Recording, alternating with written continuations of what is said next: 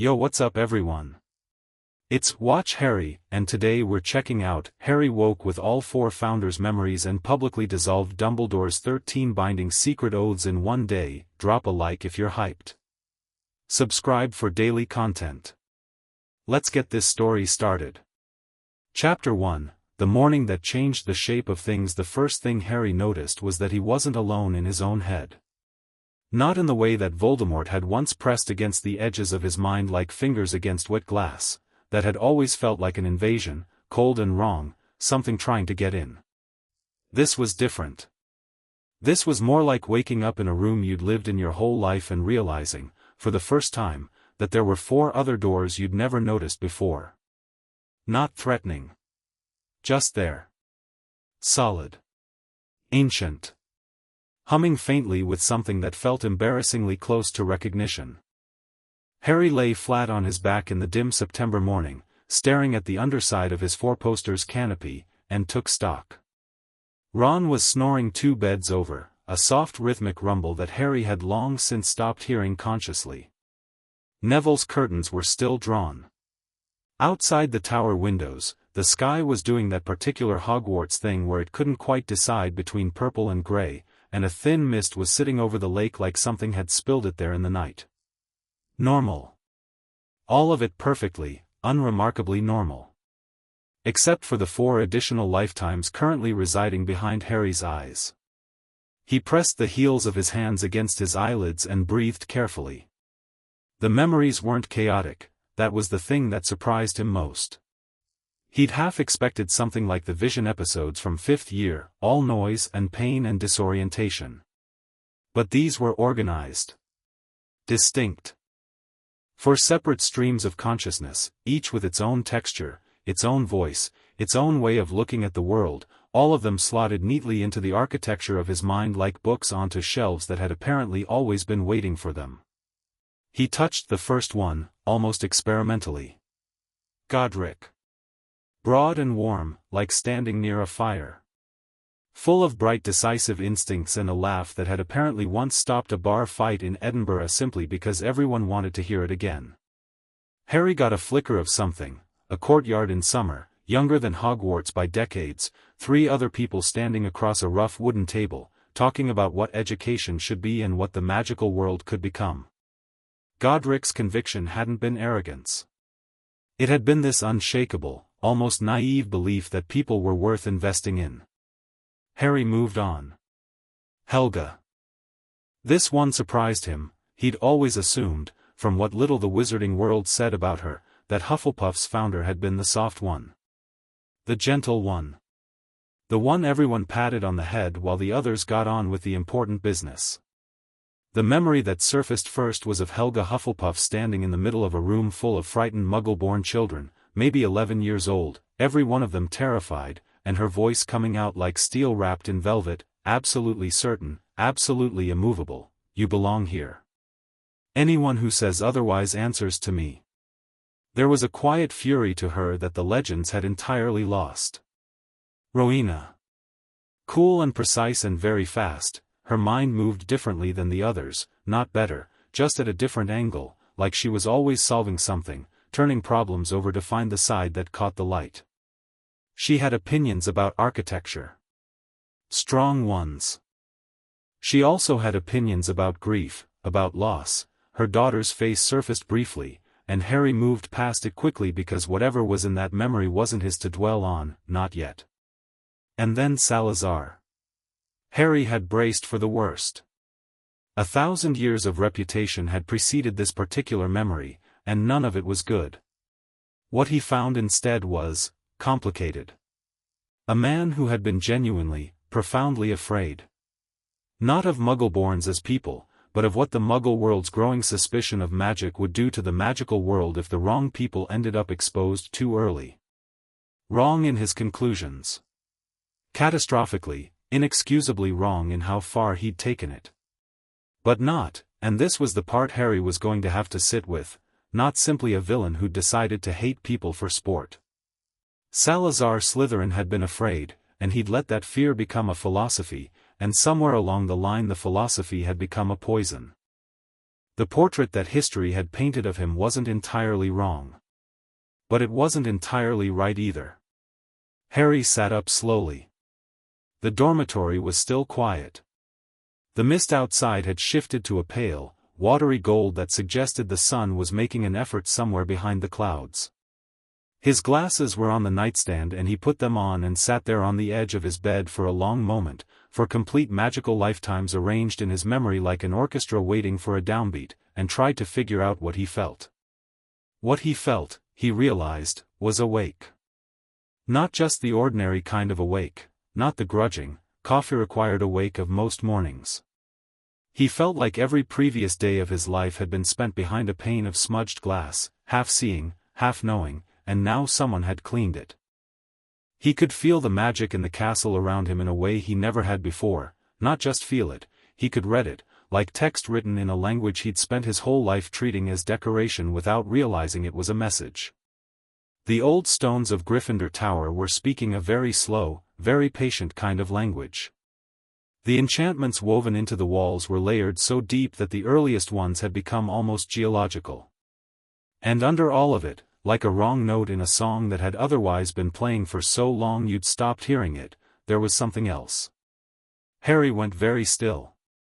He turned his attention inward, past the 4 bright streams of Founders' Memorie, down into something quieter and darker, and he looked.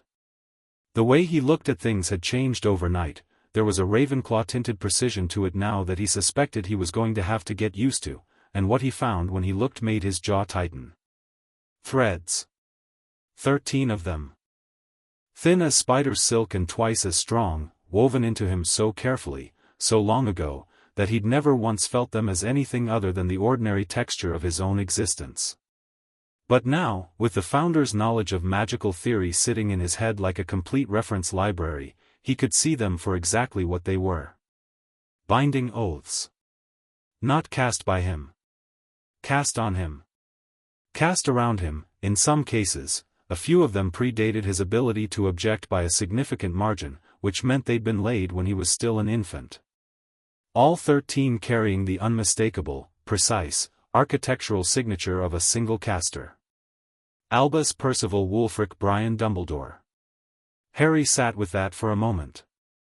He wasn't angry, or rather, he was angry, but the anger was clean and cold rather than explosive, and it didn't cloud the thinking. That was new. The Gryffindor in him had always led with the explosion first and the thinking second, and some of that was still there, some of that warm instinctive charge toward action. But Rowena's precision was sitting alongside it now, and the combination was interesting. Effective. He picked apart the 13 oaths, one by one, reading them the way a master tailor might read the seams of a garment to understand how it had been constructed. The first was a compulsion, not toward any specific behavior, but away from certain questions. A subtle magical nudge, barely perceptible, that had been gently redirecting his curiosity whenever it wandered too close to certain topics. His parents' full history. The contents of his vault at Gringotts, which was apparently significantly larger and more complex than he'd ever been permitted to know. The nature of the Potter family's magical legacy. The second restricted his accidental magic from expressing itself fully. He'd always assumed he was less gifted at unconscious magic than other children had been. The Dursley's stories had always been small things, manageable things, a bit of hair growing back, a teacher finding herself on a roof. He understood now that his magic had been considerably louder than that, quietly suppressed at the source before it could give anyone in the magical world an accurate picture of what he was. The third, fourth, and fifth were more complex, layered compulsions around loyalty and trust, oriented very specifically toward Dumbledore himself and the Order of the Phoenix. The magical equivalent of a thumb on a scale. Not love he hadn't felt, not feelings that had been invented, but feelings that had been consistently, carefully amplified while doubts had been softened. Made comfortable. Made easy to dismiss. By the time Harry reached oath number 6, he had drawn his wand. He sat cross-legged on his bed, Gryffindor red curtains drawn closed around him, and he held his wand loosely in his right hand and looked at the threads with the full attention of 4 magical lifetimes and his own 17-year-old soul, and he made a decision. It was a very simple decision, really. The clarity of it surprised him. He'd always assumed that moments of major decision would feel heavy, that they'd arrive with portent and weight and the sense of your life pivoting. This felt like the opposite. It felt like putting down something he hadn't realized he'd been carrying. He would dissolve them. Today. All 13. He started with the simplest. The magic he used wasn't anything Hogwarts had ever taught him, it came from Rowena, from Helga, from the deep accumulated theory of 4 founders who had designed the underlying architecture of modern magical Britain, and it felt completely natural in his hands, the way a word you've known your whole life sounds strange if you say it too many times but feels perfectly right in a sentence. He found the thread of the first oath, traced it to its anchor point in his magical core, and he simply unraveled it. With precision. No explosion, no drama. The thread dissolved like sugar in warm water. The absence of it was extraordinary. It was like a sound stopping that you hadn't known was there. Silence where there hadn't been silence before, and in that silence, the sudden availability of every thought the oath had been quietly steering him away from for years. He let those thoughts come, didn't chase them, just let them arrive at their own pace. There would be time. He moved to the second thread. This one was more complex, it had been around longer, it had grown roots. Dissolving it took several minutes of careful attention, and when it finally went, the magic that rushed back into the space it had occupied was, Harry genuinely hadn't been prepared for it. His whole body lit up like he'd grabbed a live current, and he bit down hard on the inside of his cheek and breathed through it, keeping his wand steady, keeping his focus absolutely clear. Somewhere in the castle, far below, something hummed. He paused. Waited. Pressed his awareness outward along the stones of Gryffindor Tower, following the vibration downward through the castle's bones. Hogwarts knew. That wasn't a metaphor, Harry understood now, with Godric's memory sitting clear and present in his mind, that Hogwarts was not merely a sentient building in the vague, hand-wavy way most wizards used that term. The castle was aware in a specific, architectural way, aware the way a vast magical system is aware, and what had just happened, the dissolution of binding magic laid within its walls, had registered. He could feel the castle's attention turning toward him, slow and ancient and massive, and underneath it something that was unmistakably, wordlessly relieved. Harry allowed himself a small, private smile. Then he went back to work. He was on the 9th oath, the one that had been subtly preventing him from accessing the full scope of his magical inheritance, including a very interesting and significant piece of magic in the Potter family line that he was going to need to look into in considerably more detail later, when Ron's curtains flew open. "Harry, breakfast," Ron stopped. Stared. "What are you doing?" Harry glanced up.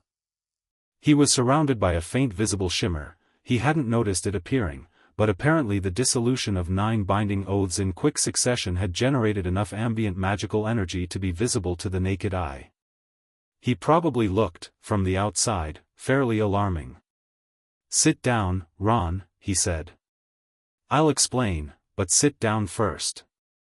Ron's brow furrowed in the particular way it did when he was deciding between concern and hunger, and concern won, which spoke well of him. He stepped across and dropped onto the edge of Harry's bed, and he looked at the shimmer around his best friend with an expression of deep, practical unease. You're not doing something that's going to end with the castle blowing up, are you?" "No. Only last time there was that much, I know. This is different." Harry looked at him properly, and this was the first moment since waking that he felt the full weight of what he now knew, because looking at Ron with unobstructed eyes and unobstructed knowledge was a different thing than looking at him through years of quietly amplified loyalty. Ron was still one of the best people Harry knew. That hadn't been invented. But Harry now knew, with absolute clarity, exactly how much of his trust in the Order, in Dumbledore, in the structure of this world, had been shaped for him rather than grown by him. And Ron's family was woven into that structure in ways that Ron himself had never been shown. "I woke up this morning with something new," Harry said. He kept his voice level, conversational, the same tone he'd used to tell Ron there was a Quidditch match moved to Saturday. "For new somethings, actually. Ron, I have all 4 founders' memories." Silence. Ron opened his mouth. Closed it. Opened it again. "You have what?" "All of them. Gryffindor, Hufflepuff, Ravenclaw, Slytherin. Their full memories, their knowledge, their magical theory, all of it. It's just, there. In my head. Since I woke up about an hour ago." "Right," Ron said carefully. "Okay. And this," he gestured at the shimmer, "this is connected to that?"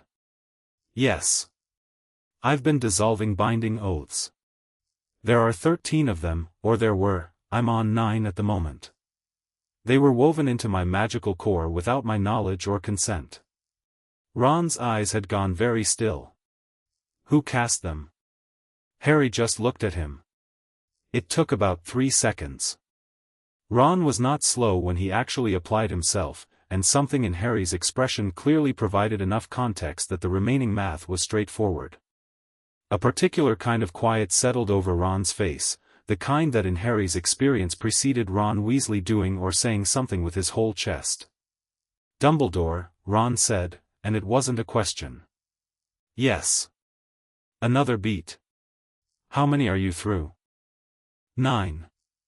"I'll finish the others now." Ron nodded, once, the nod of a person who has decided not to have feelings about something until later because there is clearly a practical matter at hand. He pulled his knees up and settled himself on the bed with his back against the post, and he said, "Right. On you go, then." Harry turned back to the 10th thread. With Ron sitting quietly behind him, a solid, warm, deliberately uncomplicated presence, Harry worked through the final 4 oaths. The 10th was a redirection of his prophetic sensitivity, the capacity for a certain kind of foresight magic that the Potter line apparently carried, smoothly and permanently angled away from usefulness. The 11th was a very old piece of work, laid when Harry was 15 months old, which had been quietly preventing certain magical abilities from developing at their natural rate. When that one dissolved, Harry felt a deep internal shift, like tectonic plates settling into their true position, and he closed his eyes for a moment and breathed. "You all right?" Ron said. "Yeah. Better, actually." The 12th was a loyalty binding, and this one gave Harry a moment's pause, because it was the most sophisticated piece of magical construction he'd yet encountered. It wasn't crude, wasn't a blunt instrument. It was elegant, almost beautiful in its architecture, laid with care and genuine skill.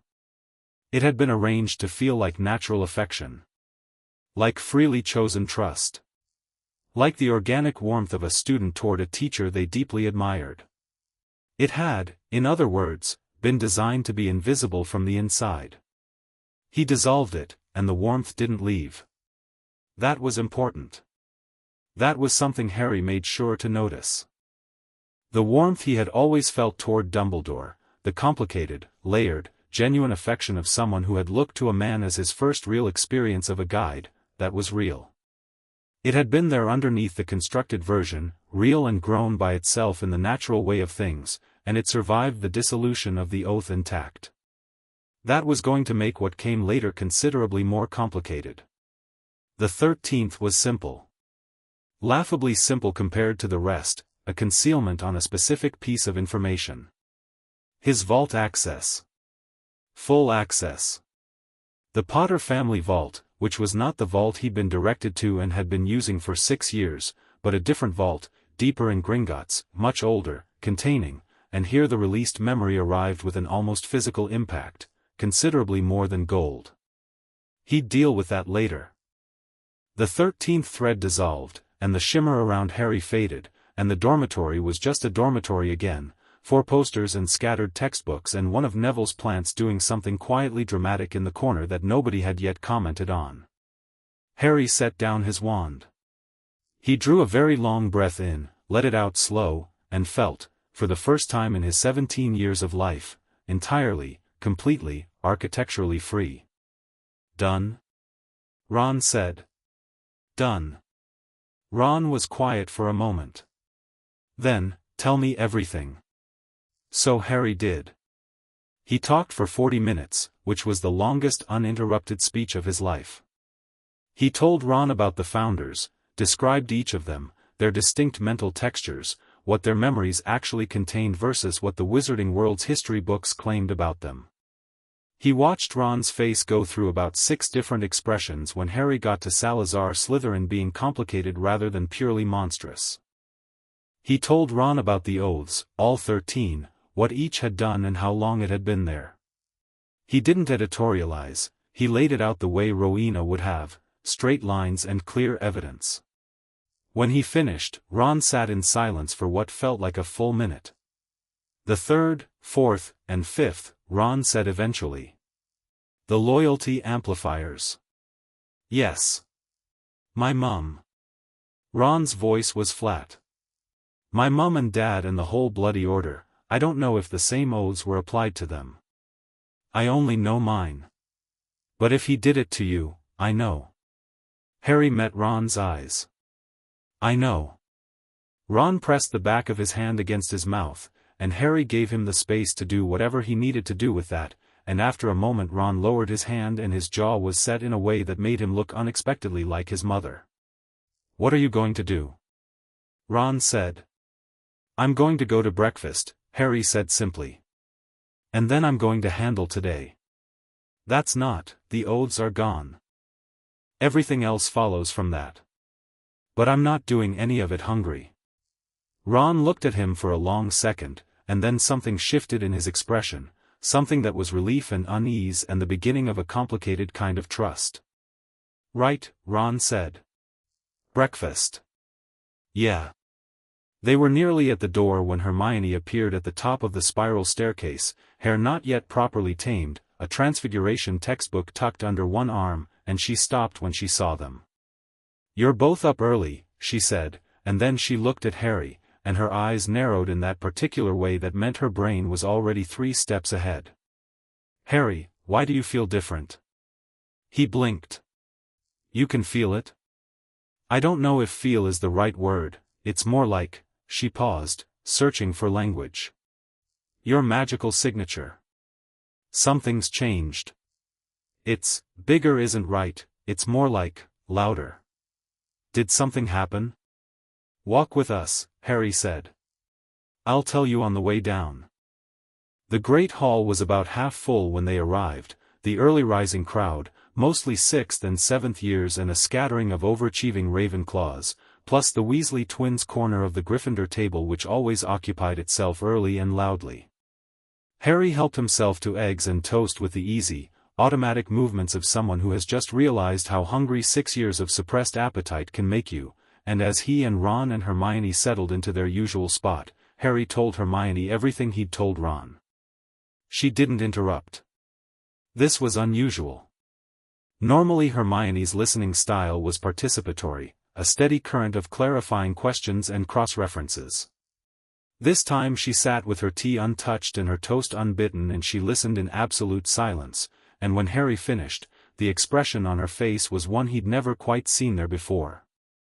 It was the expression of someone who has just had a mathematical equation they trusted implicitly come back with the wrong answer, and who is choosing, with conscious and visible effort, to believe the math rather than the assumption. The loyalty oaths, she said. Her voice was steady but very careful. The ones that amplified trust toward him specifically. Yes. And you're certain of the caster's signature. As certain as I can be with 1,000 years of magical theory in my head to compare it to. Hermione set down her teacup with a small, precise click.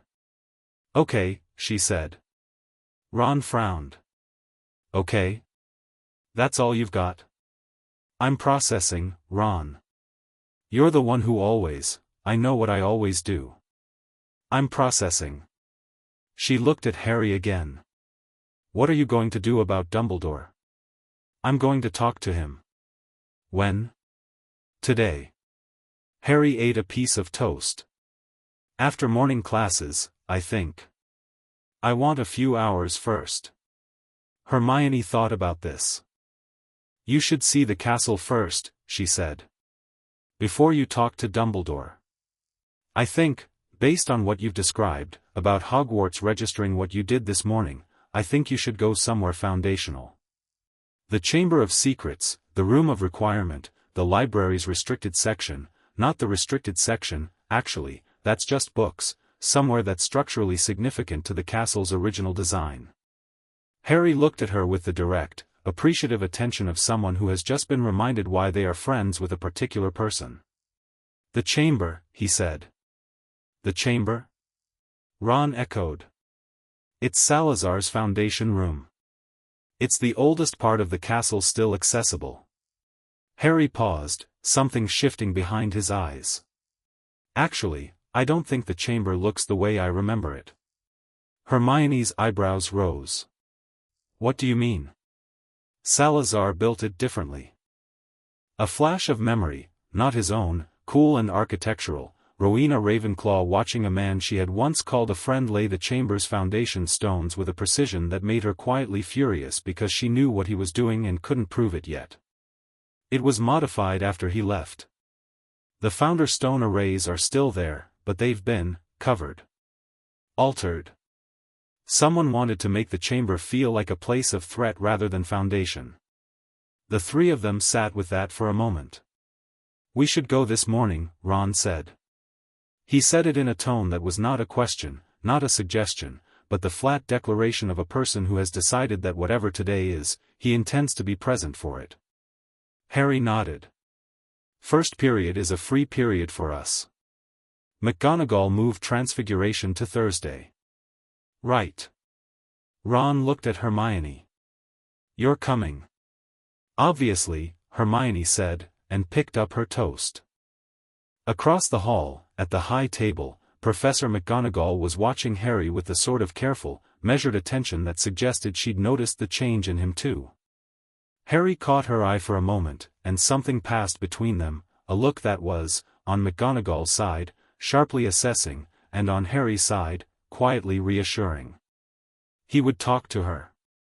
She would be one of the first. But not yet. The owls arrived with the post, swooping down in the usual morning chaos of letters and packages and the Daily Prophet thudding onto various tables.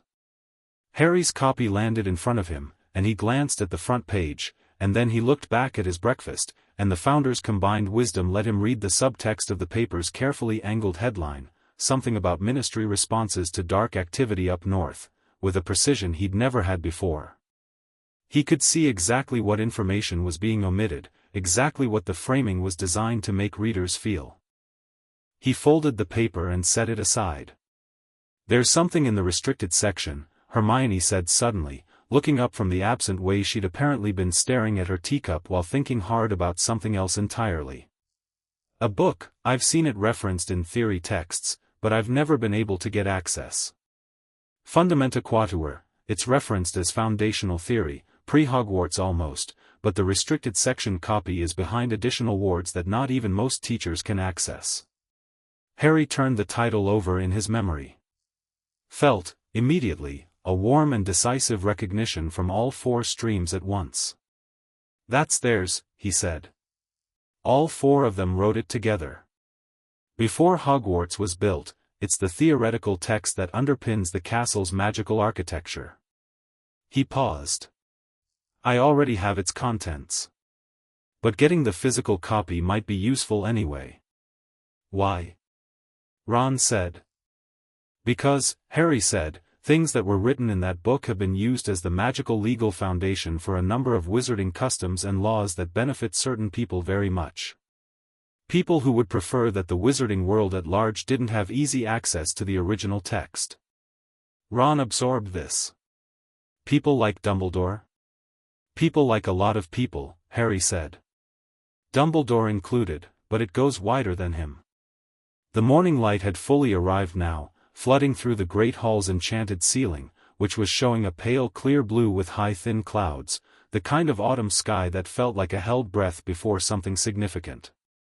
Students were filling the hall around them, the normal morning noise rising, and Harry Potter sat in the middle of it with a full plate and 4,000 years of magical knowledge arranged calmly in his mind, and he felt, not the self-conscious, watched feeling of the chosen one, not the heavy identity of the boy who lived. He felt like himself, genuinely and specifically himself, for what might actually be the first time. Neville dropped into the seat beside Ron, slightly breathless, a piece of toast in one hand. "You three look like you're planning something," he said. "We're always planning something," Ron said.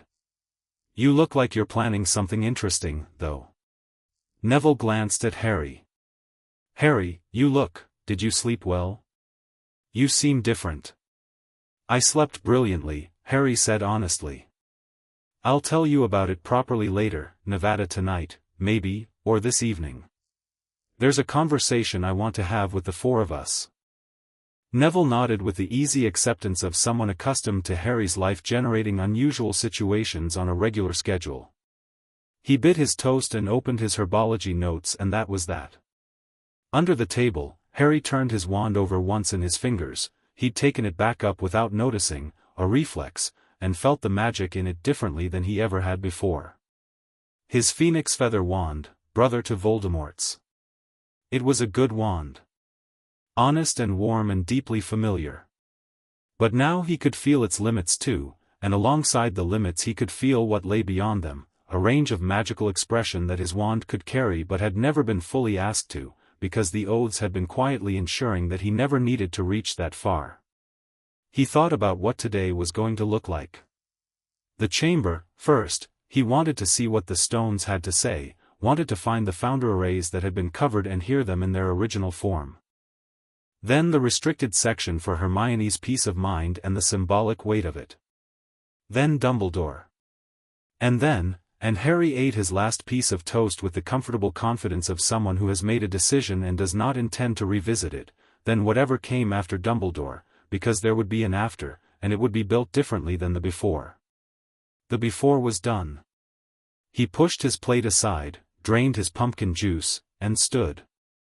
Ron and Hermione stood with him, in that automatic way of the deeply and genuinely bonded, and the three of them walked out of the great hall into the bright September morning, and Harry held the doors open as he passed through because the suits of armor to either side of the great entrance had, very subtly, shifted their stance as he approached. Not a threat. Not aggression. Recognition.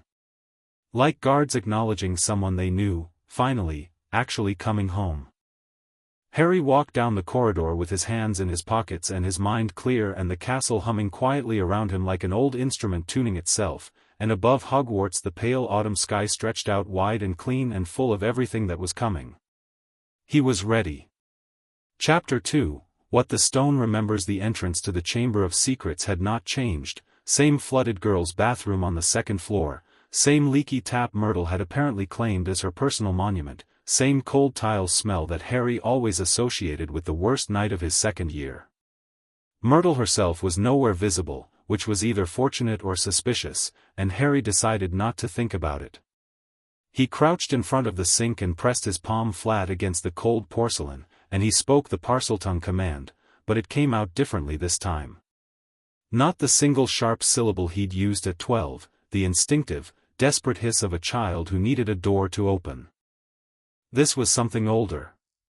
A full sentence in a language that was, he now understood, not simply a genetic quirk or a fragment of Voldemort's soul bleeding into him, but an actual magical tradition, one of the oldest in Britain, with grammar and register and formality built into its structure the way Latin had formality built into it.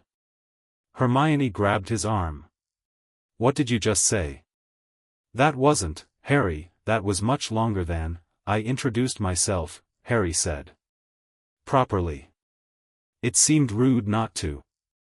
The sink didn't just open. The entire section of wall around it drew back, stone parting from stone with a sound like a slow, satisfied exhale, and the tunnel that was revealed was not the cramped dark pipe Harry remembered. The passage was wide enough to walk upright, the walls lit with a faint phosphorescent blue that came from the stone itself rather than any torch, and the slope downward was gradual and deliberate rather than a chute into darkness. Ron stared. This is the same entrance you used in second year?" "Same entrance," Harry said. "Different key." He went first. Hermione came second, one hand trailing the wall, and he could hear her brain working from the quality of her silence, that particular focused quiet that meant she was cataloging everything. Ron came last, his wand out, which was sensible habit regardless of the circumstances. The passage opened into the antechamber, the long corridor lined with the carved stone serpents, and here the difference was even more pronounced. The serpent carvings, which had always looked, to Harry's second-year eyes, like something from a nightmare, now read completely differently. They weren't decorative in the way dungeon aesthetics were decorative. They were functional. He could see the magical purpose in them, the same way you could see the mechanism in a clock if you took the face off. Each carved serpent was a node in a vast, interlocking array, and the array was doing something enormously complicated that he could only partially read. "These are ward anchors," Hermione said from beside him, her fingers hovering just short of touching one. "I've read about arrays like this. I mean, theoretically, they're pre-modern in their design. The Founders used them," Harry said. "The specific pattern, look at the spacing between the nodes, the way the mouth of each serpent faces the tail of the next." He moved along the corridor, counting, tracing the pattern. This section was Salazar's contribution to the castle's foundational ward structure. The serpent imagery was practical, it wasn't a statement about his ideology. He paused. It became one later, after he left. But the original intent was structural. He felt rather than heard Hermione making a rapid mental revision of several things she'd believed to be true. They passed through the last stone door into the chamber itself, and all three of them stopped. The chamber was not the chamber Harry remembered. The chamber Harry remembered had been a long, flooded tunnel with broken pipes and the bones of small animals and the towering stone face of Salazar Slytherin at the far end, dramatic and threatening and cold. That chamber was still here, technically, the bones were still in the corners, the faint smell of old water still hung in the air. But the light was different. The same phosphorescent blue from the passage was stronger here, running in channels along the floor like a river of cold fire, and it illuminated things that had always been there but had been invisible in the darkness Harry had fumbled through with a wand he'd been barely competent with. The floor wasn't plain stone. It was covered, wall to wall, in a geometric pattern that Harry could now read as a foundational inscription, not Parseltongue, something older than that, a mixed magical language that all four founders had contributed to, the symbols of four separate magical traditions interlocked into a single unified design. It was, in essence, the castle's operating signature. The root command structure of Hogwarts itself. "Oh," Hermione said very softly. It was the sound of someone whose understanding of something important had just expanded past what words were immediately available for. "Yeah," Ron said. The great stone face of Salazar at the end of the chamber was still there, still imposing, still technically the exit point for the basilisk habitat, which was thankfully empty. Harry had made sure of that with the Parseltongue introduction at the entrance, a quiet declaration that the chamber's custodial inhabitant was no longer needed in that role. He could feel the absence of the basilisk in the chamber's structure, a slot vacated, waiting for reassignment. But around the base of Salazar's statue, clearly visible in the blue light, were four stone columns that Harry had never seen before. Not because they were new, they were ancient, older than the rest of the chamber, but because they had been encased. Very deliberately, very carefully, someone had built smooth stone sheaths around them, top to bottom, hiding them completely. Harry walked to the nearest one. "When was this done?" Hermione asked, trailing behind him, looking between the columns and the floor pattern. "I'm not certain of the date," Harry said, his hand hovering near the casing. "But the technique, the casing magic, it's post-Salazar's departure. Someone with significant power and access to the castle came down here afterward and covered these." He pressed his palm flat against the stone casing. "The columns are the source anchors for the foundational arrays. The ward anchor serpents in the corridor draw from these. You cover the source, you effectively mute the original intent of the array." "What was the original intent?" Ron asked.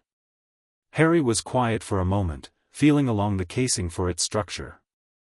The arrays were built to monitor the magical health of every student in the castle.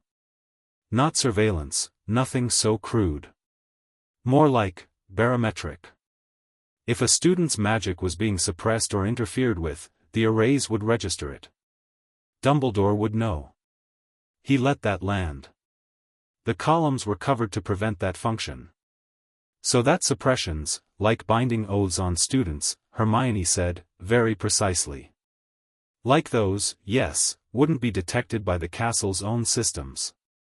The silence in the chamber was absolute except for the faint trickle of water somewhere deep in the walls. Ron sat down on the stone floor with the straightforward practicality of someone whose legs have decided they need a moment. So the castle was designed to protect students from exactly what Dumbledore was doing to you. To multiple students, potentially. Yes. And someone disabled that protection. Yes. Do you know who? Harry looked at the casing under his palm, reading the magical signature in it the way he'd read the signatures in his own binding oaths that morning. The architectural precision. The elegant concealment. The specific, unmistakable touch of someone who genuinely believed they were doing necessary work. He didn't answer, because he didn't need to. Ron made a sound in his throat that was mostly composed of words he was choosing, with considerable effort, not to say. Harry put his wand to the nearest column casing and began to work. This was harder than dissolving the oaths. The binding oaths had been wrapped around him, intimate and accessible, he could feel them the way you could feel something caught in your clothing. This was structural masonry magic, old and settled and deeply embedded in the chamber's architecture, and removing the casings without damaging the columns underneath required a level of precision that drew on Rowena almost exclusively. He had to feel out the boundary between casing and column, find the exact layer where one ended and the other began, and then work along that layer without touching the original stone. He worked in silence. Hermione watched and at one point made a quiet noise that suggested she was watching something she'd never seen and was filing it carefully away. Ron periodically checked the entrance, not because anything was going to come through it but because Ron processed anxiety through useful action, which was one of his better qualities. The first casing cracked. Not dramatically, just a long, slow fracture that ran from top to bottom, and then the stone simply parted, and the column underneath was revealed. It was white stone, smooth as polished marble, and carved with the same foundational inscription as the floor, and when the chamber's blue light touched it the inscription lit up, running with pale gold fire, and Harry felt the entire castle shift. Not physically, nobody would have felt it in the classrooms or corridors above. But in the magical architecture of the place, in the vast interlocking structure of Hogwarts enchantments, something that had been quieted for a very long time came back online. Harry could feel it through the soles of his feet, through the stone, traveling up through the castle's skeleton and out into every warded room and corridor and classroom. The castle's monitoring arrays, restored to function. That, Hermione said softly, is what it's supposed to feel like, isn't it? Yes, Harry said. He moved to the second column. He uncased all four in just under an hour. By the time the fourth column's inscription caught the light and the full quartet blazed gold in the blue-lit chamber, the foundational floor pattern was visible for what it had always been, a complete magical statement, not in ruins, not damaged, still intact under centuries of use, and the castle around them was singing in frequencies that only certain people could hear. Harry stood back and looked at all four columns, and in his mind, for memories responded, each founder recognizing their own contribution in the restored array, each one with their distinct emotional register. Godric's was uncomplicated warmth, the satisfaction of a craftsman seeing their work properly used. Helga's was fiercer, something between vindication and grief. Rowena's was precise pleasure, the particular satisfaction of elegant design performing as designed. Salazar's was the hardest to read, relief, and underneath it something that might have been an attempt at apology, though Harry suspected Salazar Slytherin had never in his life formed that word directly. There's something else, Harry said, looking at the floor. Hermione came to stand beside him. The inscription. The section near the base of Salazar's statue, that's not part of the original pattern. He walked toward it.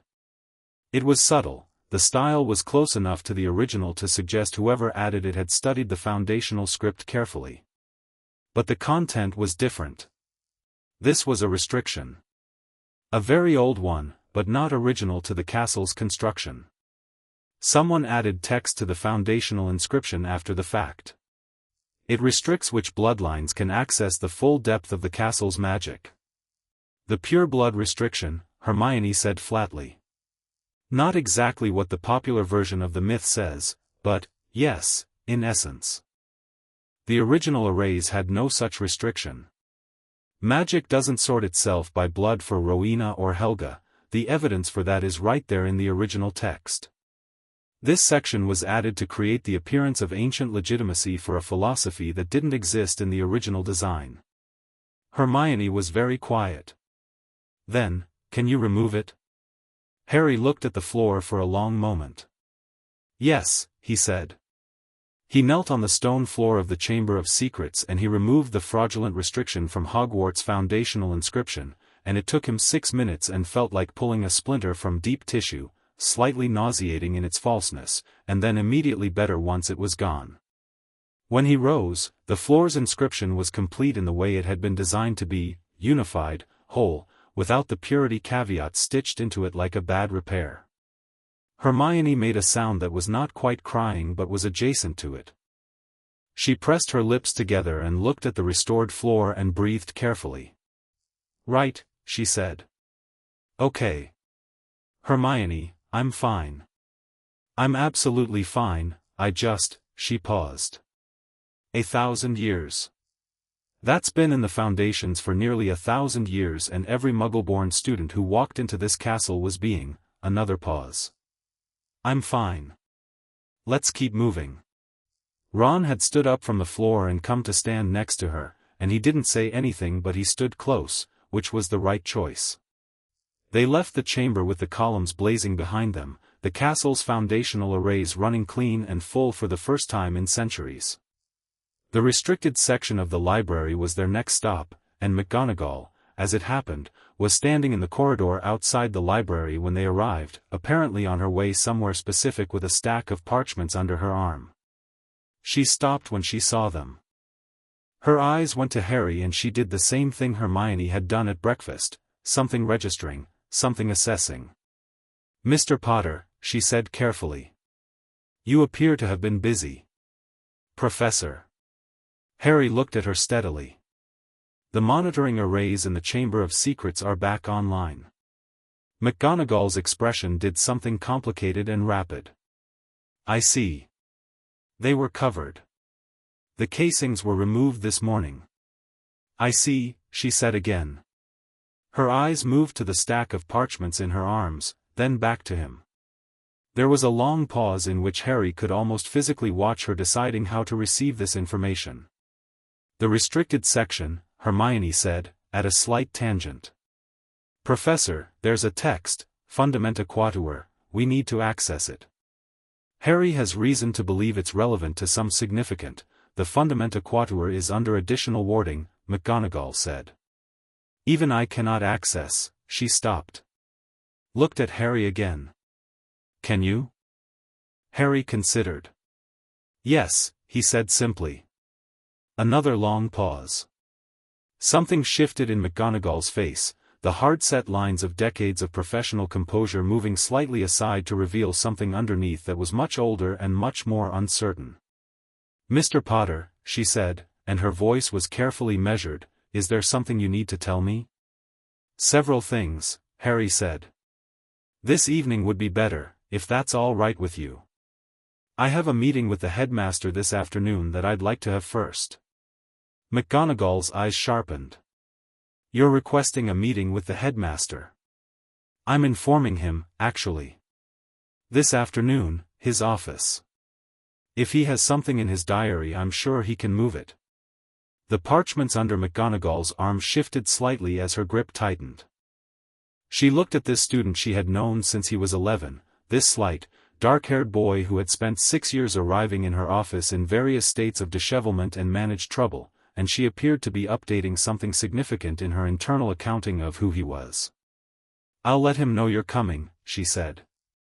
Thank you, Professor.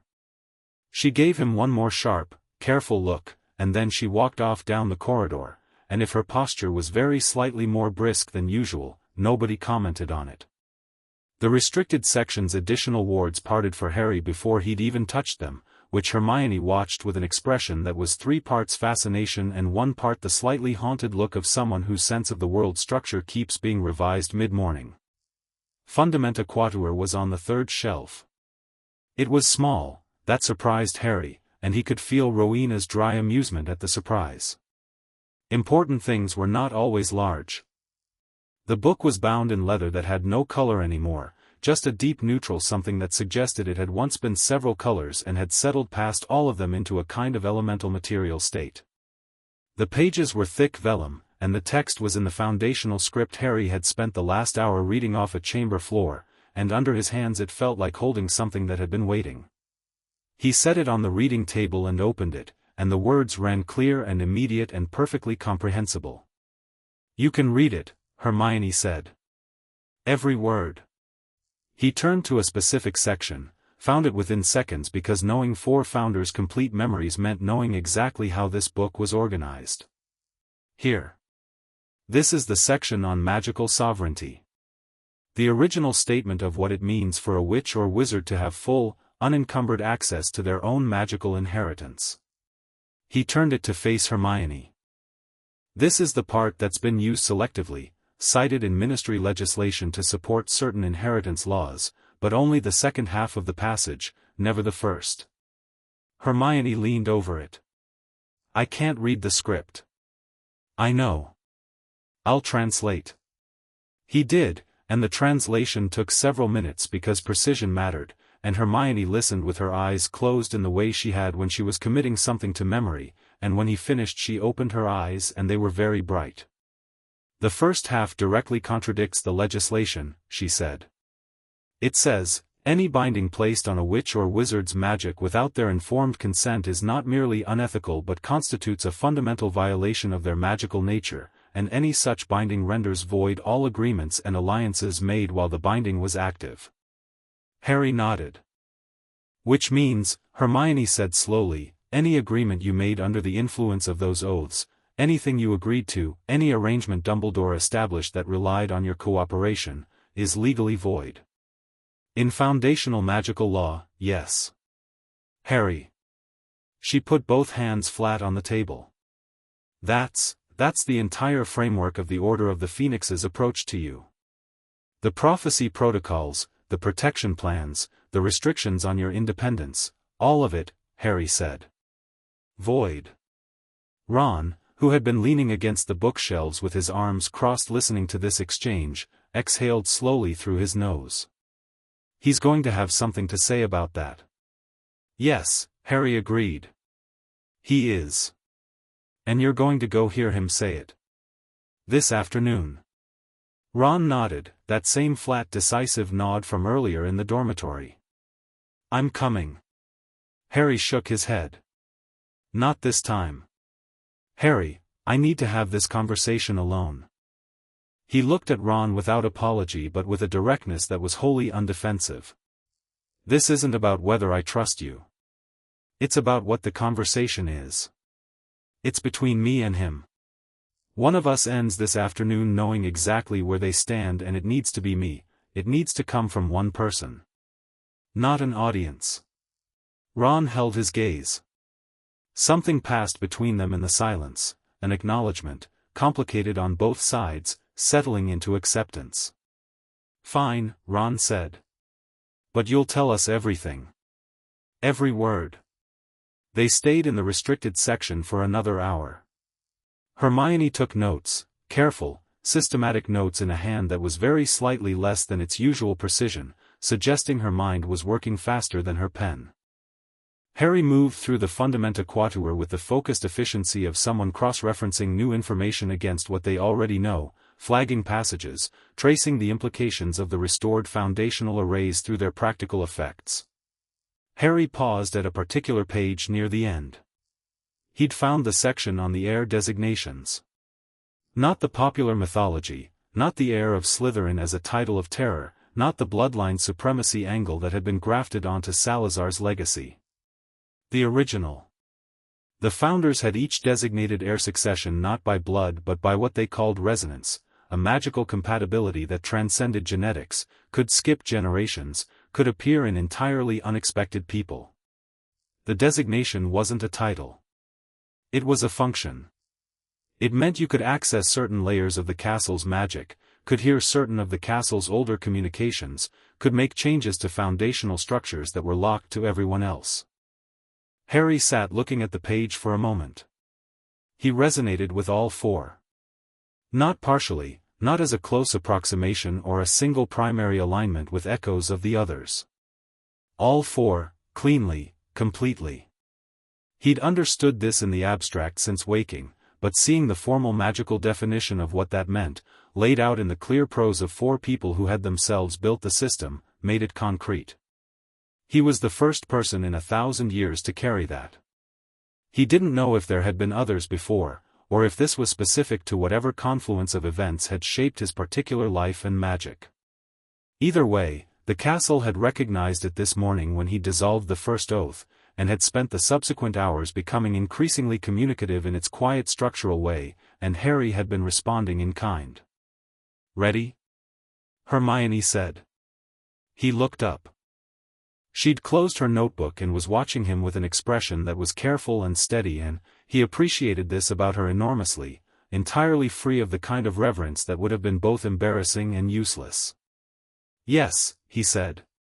Lunch was a normal affair, noisily populated, and Harry moved through it with the ease of someone who has made their decisions and is simply waiting for the right moment.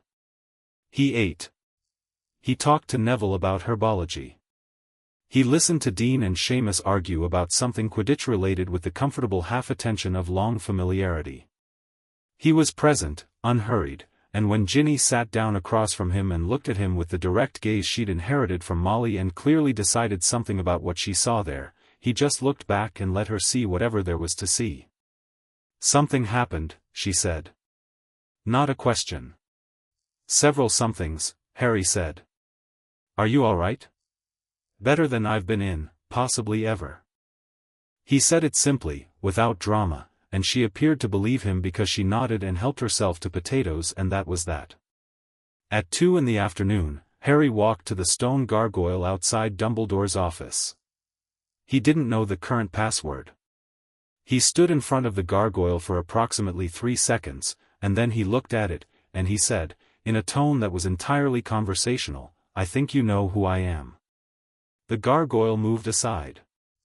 The spiral staircase was the same as always, moving stone, slightly vertiginous if you let it be, which Harry didn't. At the top he knocked once, a single sharp knock, and Dumbledore's voice came immediately, "Come in, Harry." The office was warm and cluttered and familiar, the portraits of past headmasters around the walls, the silver instruments on their shelves, the sorting hat on its shelf, Fawkes on his perch near the window. Dumbledore was behind his desk, and he looked, Harry read him now with a precision he'd never had before, tired. And unsurprised. "Sit down," Dumbledore said. Harry sat. He put his hands on the armrests and looked at the old man across the desk, and for a long moment neither of them spoke, and in the silence Harry let the full clarity of the morning sit present and visible in his eyes without concealment. Dumbledore looked at him for a long moment. The usual tools, the half-moon glasses perched, the twinkling regard, the slight air of gentle amusement that served as the first layer of deflection, were visible, but something underneath them was different. "Careful. You feel different," Dumbledore said. "I am different." Harry's voice was level. "You know why?" "I know that something significant occurred this morning," Dumbledore said carefully. The castle expressed itself, in certain ways that suggested foundational changes had been made. "The monitoring arrays are back online," Harry said. "I restored all 4 column anchors this morning. I also removed a spurious addition to the foundational inscription. You'll have felt all of that." A pause. "Yes. The columns were covered," Harry said. "You know when?" Dumbledore's hands, folded on the desk, were very still. "Harry, I also dissolved 13 binding oaths this morning," Harry said, "which you laid on me without my knowledge or consent, the oldest of which was placed when I was 15 months old." He paused. "I'd like to hear you tell me why." The portraits around the walls had gone very quiet. Fawkes made a small sound and rearranged his wings. Dumbledore looked at Harry across the desk, and for the first time in Harry's 6 years of knowing him, the man looked, not diminished, not broken, but seen, in the way that people who are rarely fully seen sometimes look when it happens. Like the light had changed. "I was afraid," Dumbledore said. Harry waited. "Not of you," Dumbledore added, as if this were important.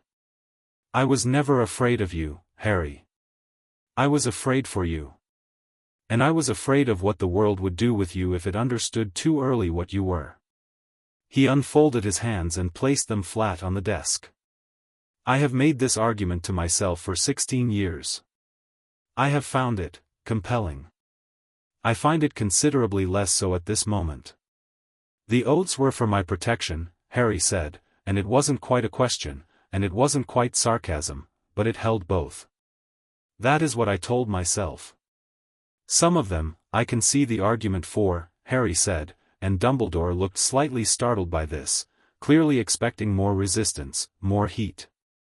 "The concealment of my power levels when I was a child in a Muggle household, for instance. That had practical merit.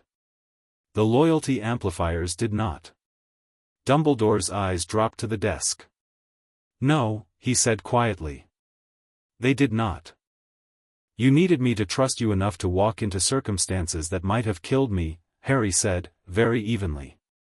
"You needed my cooperation with a plan I didn't fully know I was part of. Amplifying my loyalty made that easier." A pause. "I understand the logic. I'm telling you I understand it because I want you to know that I'm not angry because I don't understand. I'm angry because I do." Dumbledore raised his eyes. He had the look of a man confronting a version of himself that he normally kept in a drawer. "You have the Founders' memories," he said. "Since this morning." "All 4. All 4. Dumbledore breathed out slowly. "Then you know, quite a lot more than you were planning on telling me this year, yes." Harry looked around the office, the instruments, the portraits, the hat, the familiar accumulated debris of a long and complicated life devoted to something genuinely worth devoting a life to, but not without costs that had been passed on to others without their consent. "I'm not here to remove you as headmaster," Harry said. "I'm not here to dismantle what you've built for the wizarding world, most of which has genuine merit. I'm here to tell you that I'm done being a piece that moves where you put it." Silence. "The Order will need to know," Harry continued. "The protective framework around me, the one that's been built on the assumption that I need to be managed and directed and kept ignorant for my own good, that framework doesn't apply anymore. I'll cooperate with the work of defeating Voldemort. I intend to." He met Dumbledore's eyes without challenge, without anger, just certainty. "But I'll do it on terms I've chosen." Dumbledore looked at him for a long time. "You are very like your mother," he said eventually. It sounded like something being offered rather than deflected. "I know," Harry said. He'd seen Lily Evans Potter in Godric's Memorie, in Helga's, which was more surprising. She'd been remarkable. That was the only word. He was going to want to know more about that, and he intended to find it. "That's not a reason not to take me seriously." "No," Dumbledore said. "It is the opposite." He paused. "Harry, the Horcruxes, I know what they are," Harry said. "I know there are more than you've told me. I know where 2 of them are." He stood. "When you're ready to have a full conversation rather than a managed one, I'll be available." He moved toward the door. "Harry." He turned. Dumbledore was still sitting behind his desk, but something in his posture had shifted, not collapsed, nothing so dramatic. But the weight of a man who has been carrying something for a very long time and has just been told, clearly and irrevocably, that he no longer gets to carry it alone. "I am sorry," Dumbledore said. "For what it is worth." Harry looked at him for a moment. "It's worth something," he said. "I just don't know yet exactly how much." He walked out. Down the spiral staircase, past the gargoyle, and back into the broad, stone-floored corridors of Hogwarts, with the late afternoon light coming in long and gold through the high windows, and the castle humming warmly around him, and 13 threads of binding magic dissolved to nothing in his wake. He rolled his shoulders. Breathed. Tomorrow the Order would respond. Tonight there would be conversations with Ron and Hermione and Neville that he'd been carrying all day. There was the question of his actual vault at Gringotts, the question of the 2 Horcruxes he knew about, the question of what Voldemort would make of a Harry Potter who had just become legible to the magical world in an entirely new way. A lot of pieces were moving. He started walking toward the common room, and the suits of armor along the corridor shifted as he passed, subtle and unhurried, the way they had this morning, and one of them, a particularly battered old suit near the 4th-floor junction that had always stood very slightly out of alignment, straightened up to its full height as he walked by. Harry paused and looked at it. Definitely not in his imagination. The castle had a very old sense of humor, and it was absolutely delighted. "Yeah," he said quietly, to the stones and the armor and the deep humming awareness of Hogwarts around him. "Me too." He kept walking. Chapter 3. The weight of knowing the common room was loud when Harry got back, which was normal for a Tuesday evening. Third years clustered around the fire doing homework with the aggressive sociability of people who could not study alone, a group of 5th years running drills on transfiguration theory in the corner, 2 first years engaged in the kind of argument about exploding snap that only made sense if you were 11. The fat lady had given Harry a look when he'd said the password, a long appraising look, and he'd given her a small nod in return, and she'd swung open without her usual commentary, which told him the castle's awareness extended to its portraits in ways he was still mapping. Ron and Hermione were at their usual table near the window. They'd saved him a seat between them with the automatic consideration of people who have been doing this for 6 years, and there was a plate of food from the kitchens. Hermione had clearly sent a house elf, which meant she was worried, because she still maintained principled discomfort about that even for convenience, and a cup of tea going cold that she'd probably poured for him 20 minutes ago. He sat down. Picked up the tea. It was cold. He warmed it with a small, absent wandless gesture, and Hermione watched the gesture with the particular attention she reserved for things she was adding to a mental file. "Well?" Ron said. "He apologized," Harry said. Ron blinked. "He actually said the words? I am sorry, for what it is worth." "Yes." "What did you say?" "That it was worth something. That I didn't know yet how much." Harry drank his tea. "He looks old." He knew it was coming, I think. He'd felt the arrays come back online, felt the oaths dissolve, and he'd spent the afternoon working out exactly what it meant, and by the time I sat down he'd already had most of the argument with himself. Hermione had her notebook open but wasn't writing in it. How did he seem? Beyond old. Honest, Harry said, after a moment. For the first time, genuinely honest with me. He wasn't falling apart. He's not that kind of man. But the management layer was down. He wasn't choosing his words for effect. He said he'd been afraid. Not of me, he said, for me. And I believe that's true. He set down his cup. It doesn't make the oaths acceptable. But it makes him human. He told you the oaths were for your protection, Hermione said carefully. He told me that's what he told himself. Harry looked at her. He's a complicated man. The problem isn't that he's cruel or that he doesn't care, the problem is that he cares in a way that decided it knew better than the person it was caring about. That's a specific kind of wrong that's harder to deal with than simple cruelty. The fire crackled. Outside the tower windows, the September dark had come down fully, and the lake was a black mirror below. The Horcruxes, Ron said, his voice lower. I told him I know about them. I know there are more than he's shared with me. How many? Hermione asked. Harry had been sitting with this since the morning. The Founders' memories didn't give him direct knowledge of Voldemort's methods. Voldemort had come long after, but Rowena's understanding of dark magic theory, combined with Salazar's intimate knowledge of the depths of magical ambition, had given him a framework for understanding what Voldemort had done that went considerably beyond what Dumbledore had walked him through in their private lessons. 6 original Horcruxes, he said. Plus the unintentional one. Hermione put down her quill. The unintentional, she stopped. Her eyes went to his forehead. Harry. Yes. Ron's jaw tightened. We knew this was a possibility.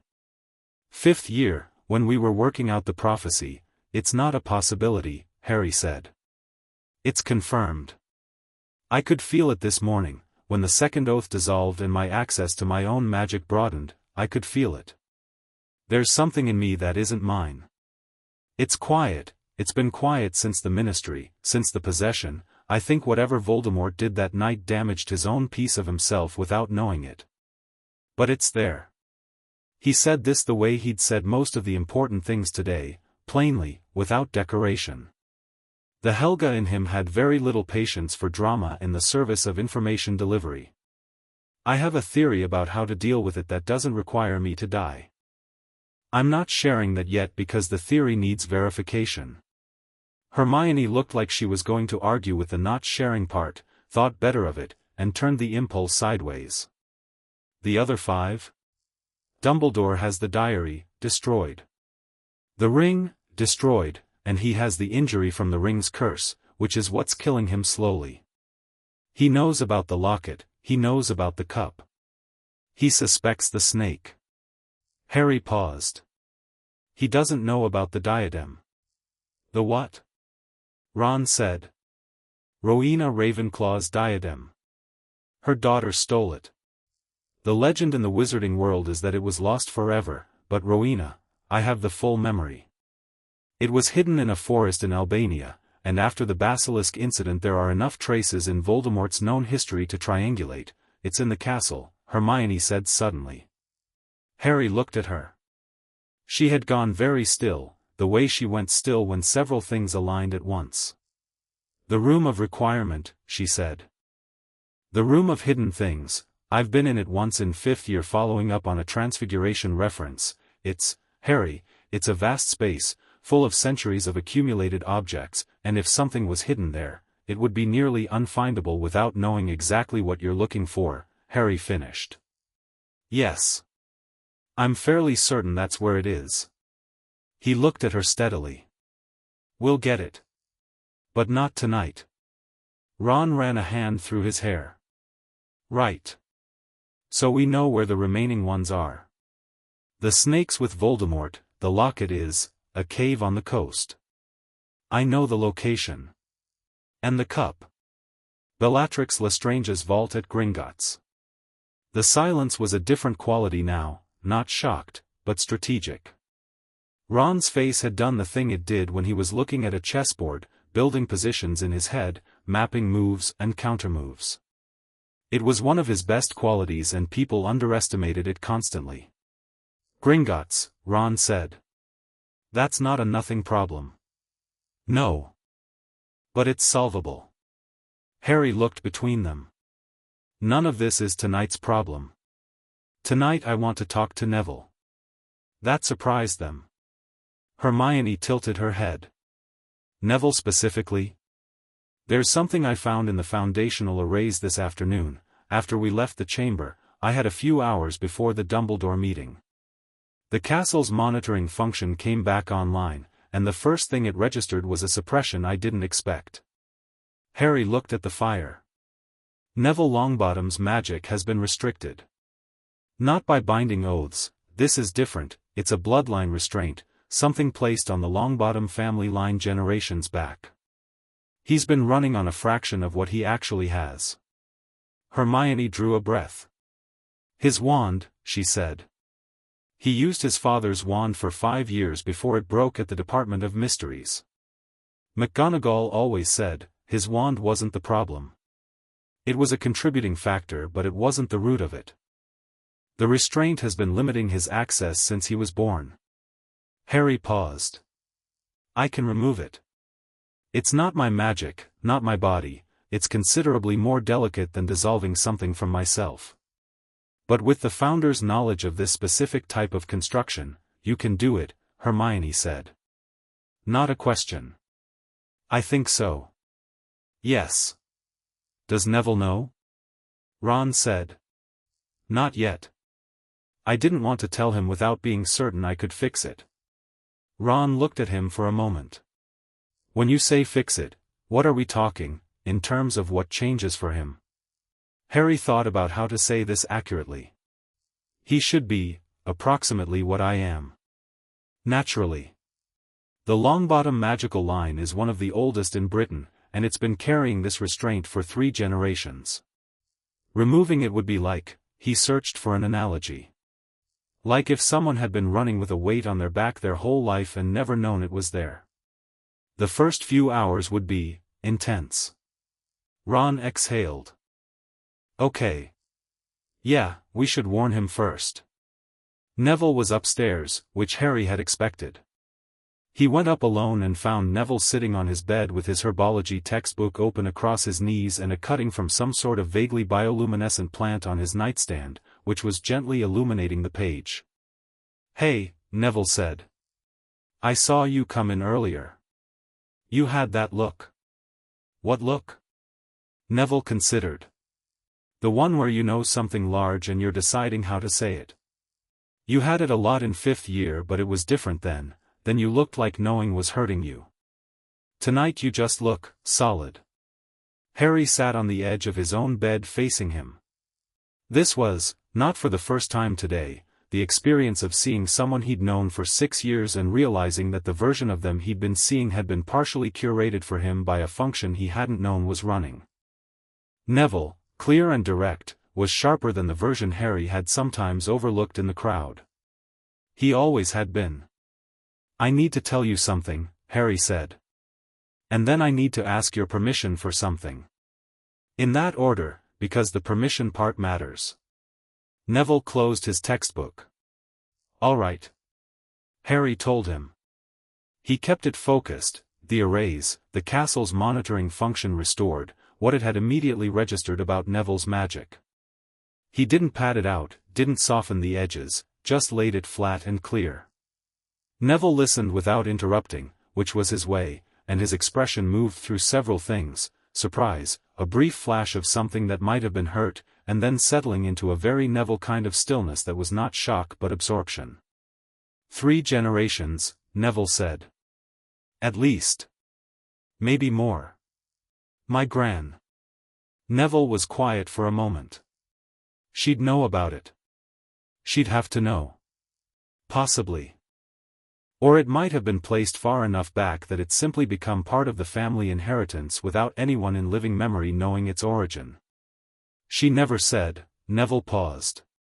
She pushed so hard. Wanting me to be better, to perform better, to be more like my dad. I always thought it was because I was disappointing. He said this without self-pity, just a flat, factual accounting, which was somehow harder to hear than self-pity would have been.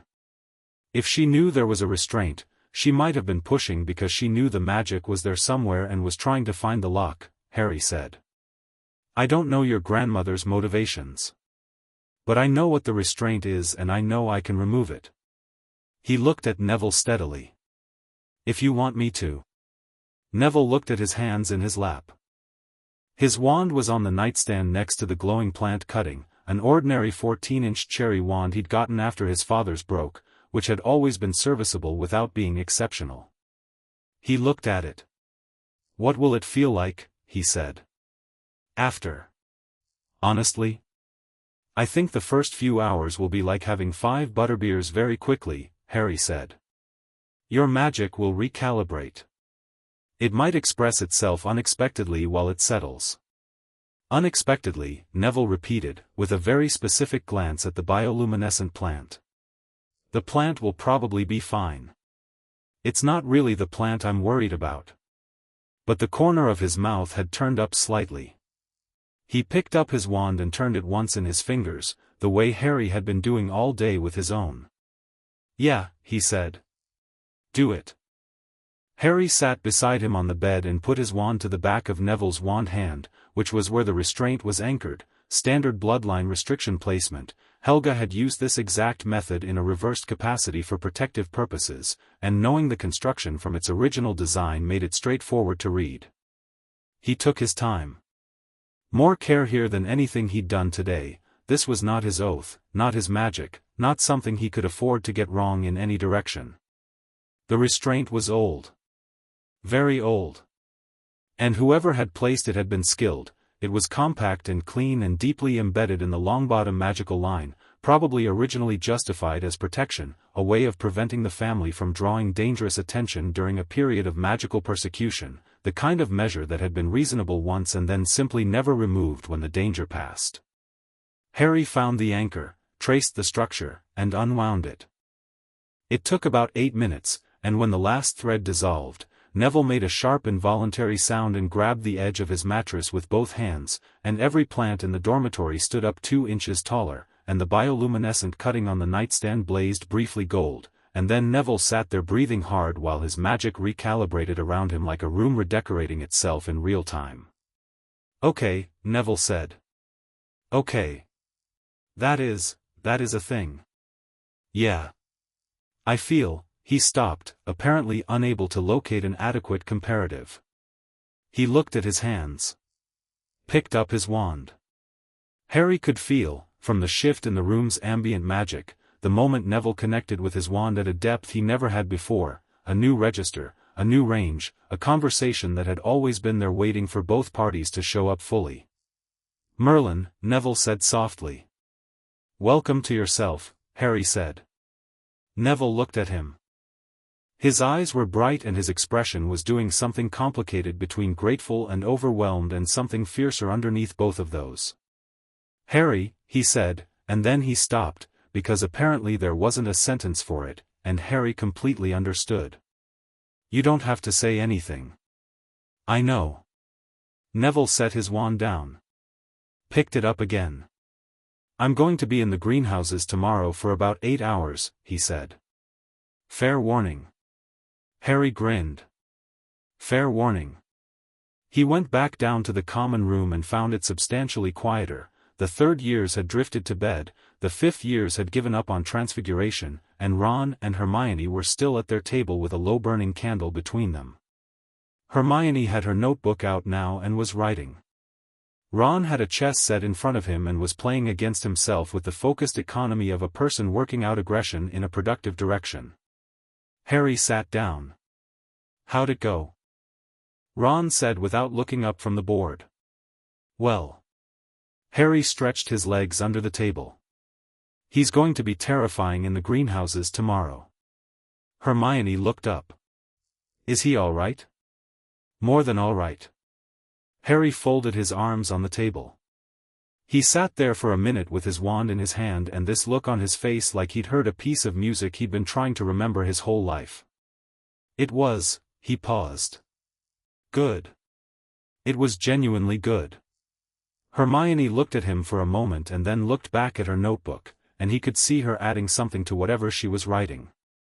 She'd been quiet for the last few minutes in a way that had a specific texture to it, the texture of someone working towards something they hadn't said yet. What are you writing? He asked. A list, she said. Of everyone we know who might have restraints or bindings they're unaware of. Based on what the arrays should now be able to detect. She turned the notebook so he could see it. There were 12 names. Harry looked at the list. He recognized all 12, Order members, students, people on the periphery of the conflict whose magical capacity had always seemed slightly misaligned with their bloodline or their history. He'd noticed some of these anomalies in the abstract over the years and never had the framework to understand them.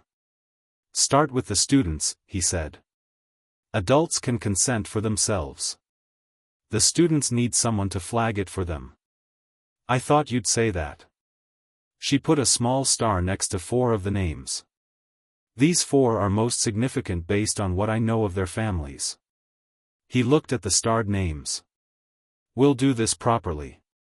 Not all at once, each one individually, full explanation, full consent, and only if I'm certain I can do the removal cleanly. Of course. She paused. Harry, there's something else. He waited. The monitoring arrays being restored, Dumbledore will know what they're registering. Going forward, he'll be aware of any suppressed magic in the castle.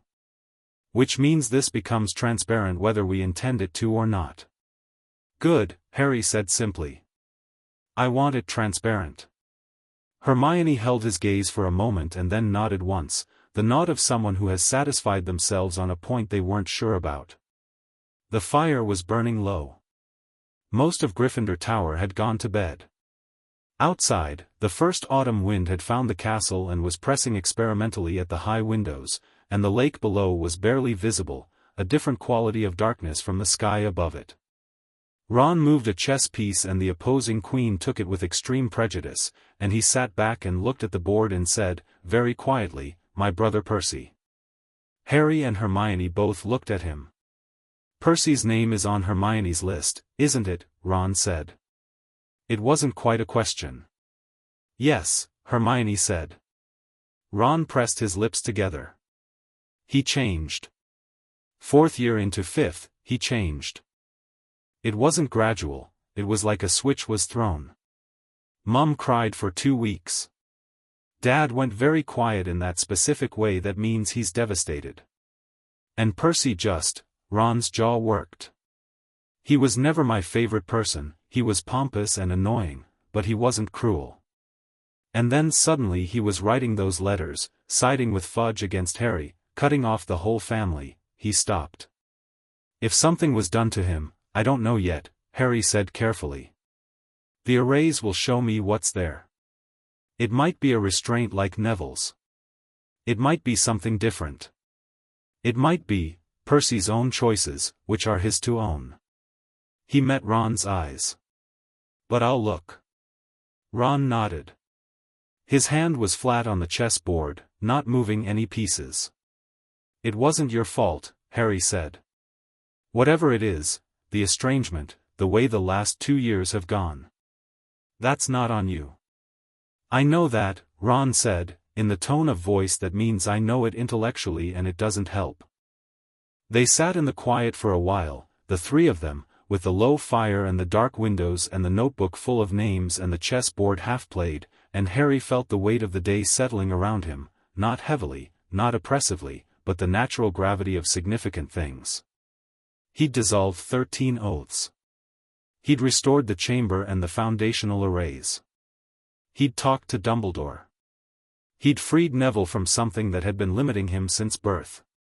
He'd located 5 of Voldemort's remaining Horcruxes. He'd had tea. It was, on balance, a substantial Tuesday. What does Voldemort know? Hermione said. Harry considered this. He'll know the oaths are gone, not the specifics, but the change in my magical signature will be perceptible to someone attuned to me the way he is. He'll be trying to understand what it means. And what will he conclude? That something has changed that he didn't anticipate. Harry's expression was thoughtful rather than troubled. Voldemort is an exceptional wizard and he has been planning for a version of me that no longer exists. He was planning for the Harry who was constrained, who operated within the frameworks Dumbledore set, who could be predicted. That Harry is gone. Is that dangerous? Ron asked. Unpredictable people make unpredictable responses, yes. But his unpredictability is built on fear and damage in ways that limit him. My unpredictability is built on, Harry thought about how to finish that sentence. For living memories, each one a complete life, each one a different way of understanding power and purpose and what magic was actually for. On more information than he has, he finished. Hermione made a very small sound that might have been agreement or might have been her choosing not to comment on the understatement. The fire cracked and settled. One of the candles on the table sputtered and went out. Go to bed, you two, Harry said. Tomorrow's going to be more complicated than today. High bar, Ron said. We'll clear it. Ron said goodnight and went upstairs. Hermione lingered for a moment, closing her notebook, straightening the candles with a small, precise flick of her wand. She looked at Harry once more. The piece of Voldemort's soul in you, she said. The theory you have about dealing with it without, not tonight, he said. She held his gaze. He looked back at her steadily, without deflection, and she read whatever was there and apparently determined that whatever he was carrying about it was manageable because she nodded and stood. All right, she said. Good night, Harry. Night, Hermione. She went upstairs. Harry sat alone in the common room for a while with the dying fire and the dark windows and the castle humming its slow patient awareness around him. He turned his wand over in his fingers. He let the Founders' memories move through his mind without directing them, let them breathe, let them arrive at their own pace, the way you let a large piece of music play out rather than jumping between tracks. Godric arrived first, warm and characteristically direct. The hardest part isn't the power. It's knowing what to build with it. Helga arrived next, and hers was less words than feeling, the fierce deep satisfaction of a woman who had spent her life making things safe for people who had nowhere else to be safe, and who knew the work was ongoing and never-ending and completely worth it. Rowena gave him something that was almost architectural, a sense of the shape of what was coming, the vectors and the pressures, the places where the structure was strong and the places where it was still vulnerable. Not a plan, exactly. A map. Salazar was last and quietest. Just, don't make what I made. Don't let the fear drive it. And underneath that, something that was very close to a warning, there are others who have been watching this day. People who are not Dumbledore, who are not Voldemort. People who will see what you are and decide you are a problem that needs solving before you become a solution they can't control. Harry filed that away. It would need attention, and soon. He looked up at the tower window, at the narrow band of sky visible above the lake, at the first faint stars pressing through the cloud cover that had built through the evening. He thought about 13 oaths dissolved. About columns restored. About Neville's face when he'd held his wand and heard it properly for the first time. About Dumbledore looking old and honest across a cluttered desk. About Ron's quiet voice saying Percy. About Hermione's notebook, 12 names starred, and the quiet certainty that those 12 were the beginning of a much longer list. About a 7-part soul scattered in locations he now knew, and the unintentional piece lodged quietly behind his scar, and a theory about that piece that he hadn't shared with anyone because he was still testing its edges, still making sure, still working out whether what he was seeing was hope or wishful thinking. He would know tomorrow. Rowena was helpful that way. He stood. Banked the fire with a gesture, gathered his bag, and went upstairs. In the dormitory, Neville was deeply asleep, and even in sleep there was something different about him, a presence, a weight in the room's magical atmosphere that hadn't been there before, the natural gravity of a person finally taking up their full space. The bioluminescent plant on his nightstand had settled to a gentle steady glow, and every other plant in the room was doing what plants apparently did around Neville Longbottom when nothing was limiting them. Growing, quietly and determinedly, toward the light. Harry lay back on his bed and looked at the canopy, and for the second time that day he took stock of everything arranged in his mind, for lives, his own, 17 years of living behind glass, and now the glass gone, and the whole complicated world available to him at full resolution. He thought about the 12 names. He thought about Percy Weasley switching. He thought about Voldemort recalibrating around an unknown. He thought about Dumbledore saying I am sorry, for what it is worth. He thought about his mother, clear and remarkable in Helga's memory, doing something with magic that Harry had filed away and intended to understand better because it was relevant to what came next in ways that felt significant, ways he was still mapping. Sleep arrived quickly, the way it does when you have spent a day doing things that matter. He did not dream of Voldemort. Chapter 4, When the Castle Answers Wednesday started normally enough. Breakfast was eggs and strong tea and the ordinary noise of 400 students deciding simultaneously that they needed to be somewhere else. Harry ate. Passed the marmalade to Ron without being asked. Listened to Hermione summarize a transfiguration theory that had apparently woken her at 3 in the morning with such urgency that she'd written 4 pages of notes by wandlight rather than lose it. Normal. Deliberately, consciously normal, because Harry had learned something important about significant days. They almost always started like any other day, and the gap between the ordinary morning and the extraordinary afternoon was where most people got caught unprepared. He wasn't going to get caught unprepared. Neville arrived at breakfast 20 minutes late, slightly out of breath, with soil on both elbows and an expression that suggested the greenhouses had been eventful. He dropped into the seat beside Ginny, reached across Ron for the toast, and caught Harry's eye briefly across the table. Something passed between them, a nod, quiet and complete. Neville bit his toast and reached for the pumpkin juice, and his hand left a small smear of soil on the glass, and he didn't notice, or didn't care, because he was already somewhere else in his head. Ginny looked at him, looked at Harry, looked back at Neville. "You're glowing," she said. "It's the flux weed," Neville said. "It reacts to concentrated, that's not what I meant." Neville looked at her. Then he smiled, and it was the specific smile of someone who has been handed back something they didn't know had been taken, and Ginny blinked and looked at Harry with the particular expression of a Weasley who has decided something is happening that she intends to be told about. "Later," Harry said. She pointed at him. "That's what you said yesterday. And I meant it yesterday too." She made a sound that was hereditary, somewhere between exasperation and acceptance, and turned back to her own breakfast.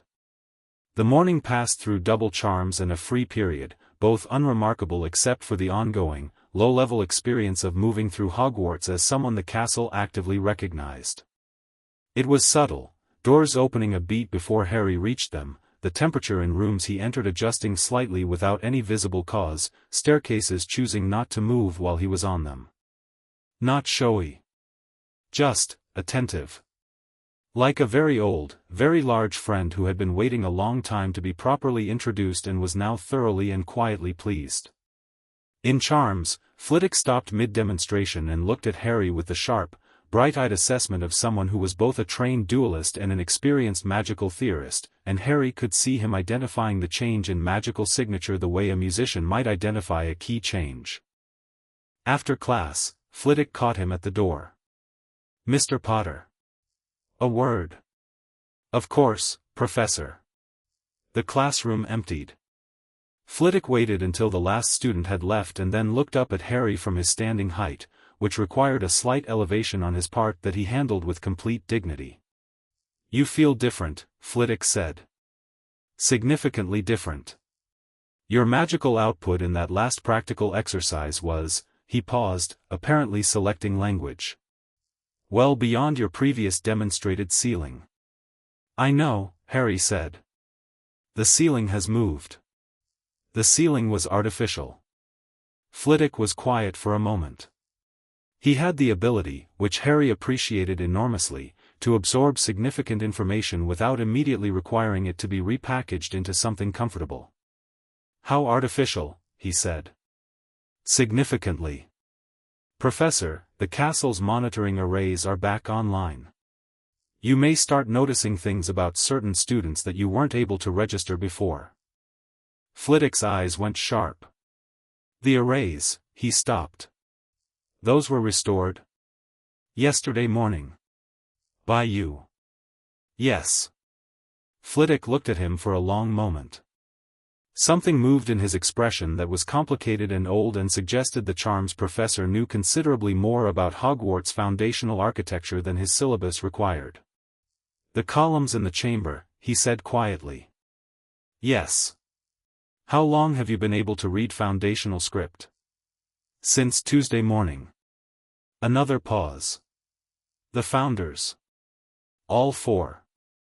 Flitwick sat down on his teaching podium and stared at the middle distance for about 4 seconds, which in Harry's estimation represented a very efficient processing time for that particular revelation. Then he looked back up. What do you need from me? That was exactly the right question, and Harry felt a specific warmth toward Phileas Flitwick that he'd always had in a general way and now had in a much more precise one. I need your expertise in advanced charm work and containment theory, Harry said.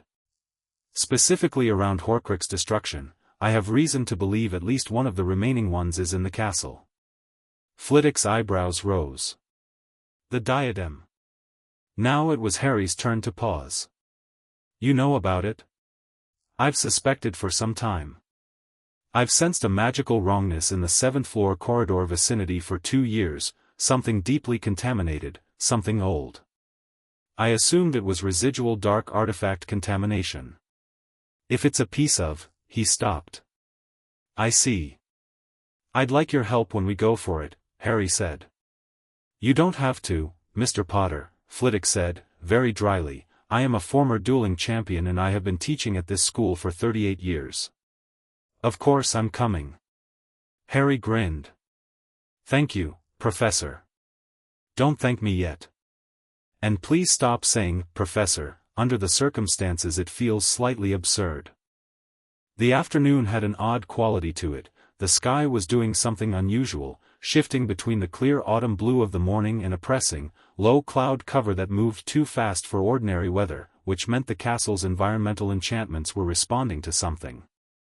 Harry noticed it in divination, which he hadn't dropped in 6th year because Trelawney's particular brand of atmospheric chaos was occasionally useful cover for actual sensitivity, and felt it more sharply in the corridor afterward as he and Ron walked toward the history of magic block.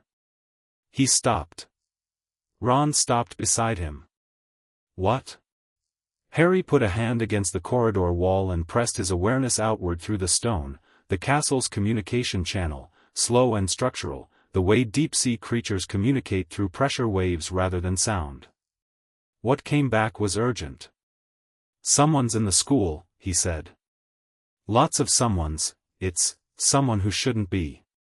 Ron went still. His wand was in his hand without visible conscious decision, which spoke well of 6 years of increasingly high-stakes practice. Where? 7th floor. Harry was already moving. Near the room of requirement. Death Eaters?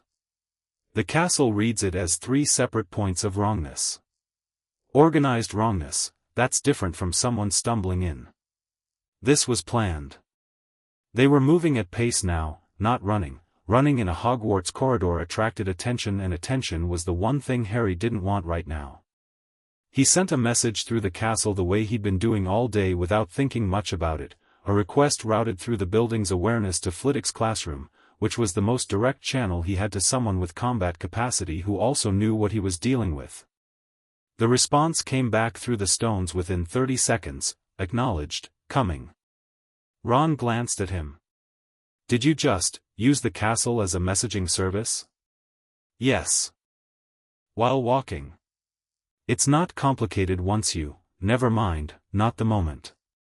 The 7th floor corridor was empty when they arrived, which was worse than it being populated. Empty meant cleared. Someone had arranged for this stretch of corridor to be unpopulated, which required either significant advance planning or a very effective set of redirection spells, and either way it meant the 3 wrong signatures Harry had felt in the castle's awareness were professionals. Harry slowed. Stopped. Looked at the corridor with the full layered attention of 4 founders and 17 years of surviving things that should have been fatal. There. A shimmer near the tapestry of Barnabas the Barmy, subtle, competently maintained, the kind of notice-me-not layering that a trained operative would use rather than the cruder disillusionment charm of an amateur. 3 people, under the shimmer, very still, waiting. The room of requirement was directly opposite, its door not yet present. They hadn't activated it yet, which meant they hadn't found the entrance protocol, which meant they knew what they were looking for and where but not exactly how to access it. They were here for the diadem. Harry felt a cold, clear settling in his chest. Not fear, something more focused than that. The thing Godric called readiness, which was different from eagerness in the same way that a drawn sword was different from a drawn fist. He stepped forward. I know you're there, he said, conversationally, to the shimmer. You've been standing behind that concealment for about 4 minutes and your notice me not is very good, but it doesn't account for the castle's awareness, which is currently telling me your exact positions. Silence. You can come out, or I can remove the concealment myself, Harry said. Either way is fine with me. 3 seconds, and then the shimmer dropped. 2 wizards and 1 witch, all adult, all in the dark traveling robes that Death Eaters wore when they were trying not to be immediately identifiable as Death Eaters. The witch had her wand up before the concealment fully dissolved. The larger of the 2 wizards already had a curse on his lips. Harry didn't recognize 2 of them. The third, the smaller wizard, holding back slightly, whose eyes had gone to Harry's face with the specific quality of someone recalibrating rapidly, was Thorfinn Raoul, who he'd encountered at the Ministry the previous year. Raoul's face had gone through shock and into a professional blankness that wasn't quite convincing. "Potter," Raoul said. "You're a long way from where Voldemort expected you to be," Harry said. He kept his hands loose at his sides, wand not yet raised. "He sent you for the diadem." Raoul's professional blankness flickered. "I don't know what you do," Harry said pleasantly. 7th floor corridor, room of requirement, looking for Rowena Ravenclaw's diadem, which your master has hidden here and now wants recovered because he's felt the change in this building over the last 24 hours and he's concerned. He tilted his head. "How close am I?" The witch, short, dark-haired, a precise and coiled quality to her stance that suggested formal combat training, fired first. The curse was a bone-breaker, well-aimed and fast, and Harry sidestepped it with a fluidity that hadn't been available to him 48 hours ago, the foundational magical theory he now carried translating directly into physical movement in a way that was difficult to explain but immediately natural in practice. The spell hit the wall behind him and left a long crack in the stone that the castle registered as an insult. What happened next was fast. The larger wizard launched 3 spells in quick succession, Reducto, Sectum Sempra, and a dark binding curse that Harry hadn't seen before but recognized from Salazar's memory of a very old and very unpleasant piece of dueling craft that had been common about 8 centuries ago. He deflected the first 2, let the third pass through a gap between himself and Ron. Ron had moved left, correctly, creating a cross angle, and sent back a single spell that caught the larger wizard in the chest and sat him down against the opposite wall with extreme prejudice and no permanent damage. The witch was fast. Genuinely fast, trained reflex fast, and the next 4 spells were a pattern, a pressure sequence designed to force the target's wand arm into a predictable defensive position and then exploit the window. Harry had watched this exact pattern in Rowena's memory of a dueling academy she'd visited in the 13th century, and seeing it now was like reading a move in chess that you'd studied extensively in a book. He let the first 3 spells drive him back, as the pattern intended. When the 4th came, the exploiting curse, aimed at his now predicted wand position, he wasn't where it expected him to be, because he'd stepped through rather than back, closing the distance instead of retreating, and the curse missed his shoulder by 4 inches, and he was already close enough that the duel became something different. He put her down with a simple, clean stunner at approximately 3 feet, which was honestly more merciful than the situation required. Raoul hadn't moved. He was standing with his wand at his side, held loosely, watching Harry with the expression of a man who has just recalibrated something significant. He was not cowardly. Harry had seen his record from the Ministry, knew he was capable, but he was also, evidently, capable of very rapid risk assessment. "You're not what he said you'd be," Raoul said. "No," Harry agreed. "I'm not." "He said you were." Raoul paused. "Powerful but manageable. Limited by your training and your circumstances." He was working with outdated information. A beat. Apparently. Raoul looked at his 2 companions on the floor. "If I surrender, you'll be held here until the proper authorities arrive, you'll be tried fairly, and whatever cooperation you provide in the interim will be noted." Harry looked at him steadily. "The alternative is joining your colleagues on the floor." Raoul considered this for approximately 2 seconds. "You can promise the fair trial." "I can guarantee it personally." "Which, as of this morning, carries rather more legal weight than it used to. Raoul looked at him for one more second, and then he turned his wand handle first and held it out. Harry took it. He bound the two unconscious Death Eaters with a standard holding charm and left them against the wall with a secondary alert charm that would notify the castle's monitoring awareness the moment they showed signs of consciousness, and then he looked at Ron, who had been covering the corridor with his wand up and his back to Harry throughout the entire exchange, and who was now looking at Harry with the expression of someone who has just watched something they need a minute to process. "You stepped toward her," Ron said. "Yes. While she was actively, it was the correct move." "I know it was the correct move, I'm just," Ron exhaled. "Right. Good. The room of requirement." Flitwick arrived at a rapid, precise half-run at the far end of the corridor, assessed the three immobilized Death Eaters, the cracked wall, and Harry standing in the middle of it all, in about 1 second. "Am I late?" he said, slightly breathless.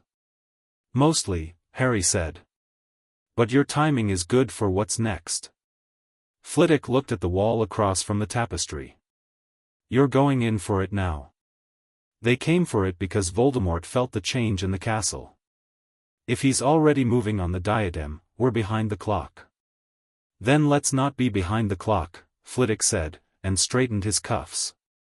Harry turned to the blank stretch of wall across from Barnabas the Barmy and walked past it 3 times, holding in his mind not "I need a place to hide something" but something much more specific, a request, direct and clear, routed through his connection to the castle's foundational awareness rather than the standard room of requirement protocol.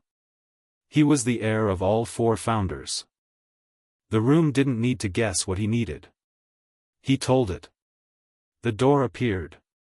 Older than the version he'd seen in 5th year, the wood darker, the handle worn smooth by centuries of use, and when it opened, the smell that came out was dust and old magic and something faintly metallic that Harry recognized from the chamber's restored columns. The room beyond was vast and dimly lit, a landscape of stacked objects and teetering furniture and centuries of accumulated secrets, and Harry stepped into it with Flitwick at his shoulder and Ron following, wand up, watching the entrance behind them. Finding the diadem did not take long. With Rowena's memory active and specific, she knew exactly what the diadem felt like in a magical sense, had built the original enchantment herself, could recognize it the way you recognize your own handwriting. Harry moved through the room with purpose rather than exploration. Left at the tarnished grandfather clock. Past the pile of broken chairs. Down the long alley of rolled-up carpets that smelled of old charms. Around the collapsed cabinet, he noted the vanishing cabinet's broken twin with a specific mental note to deal with it later. The repair Draco Malfoy had been attempting all year was a serious security issue and it needed to be permanently disabled. There. On a stone plinth that Voldemort had apparently conjured and placed himself, draped with a black cloth that served as no concealment whatsoever to someone who could feel the diadem's magical signature through 6 feet of clutter, Rowena Ravenclaw's lost diadem. It was beautiful, in the purely aesthetic sense. Silver-blue metal, a tiara form set with a sapphire, inscribed with the words that Harry knew by heart from Rowena's memory, "Wit beyond measure is man's greatest treasure." And underneath the beauty, very clearly, the dense dark contamination of a soul fragment, wrong the way a crack in a foundation was wrong, functional at the surface, deeply dangerous beneath. Harry picked it up. He felt Rowena recoil slightly in his memory, not from the contamination but from the grief of seeing her creation corrupted.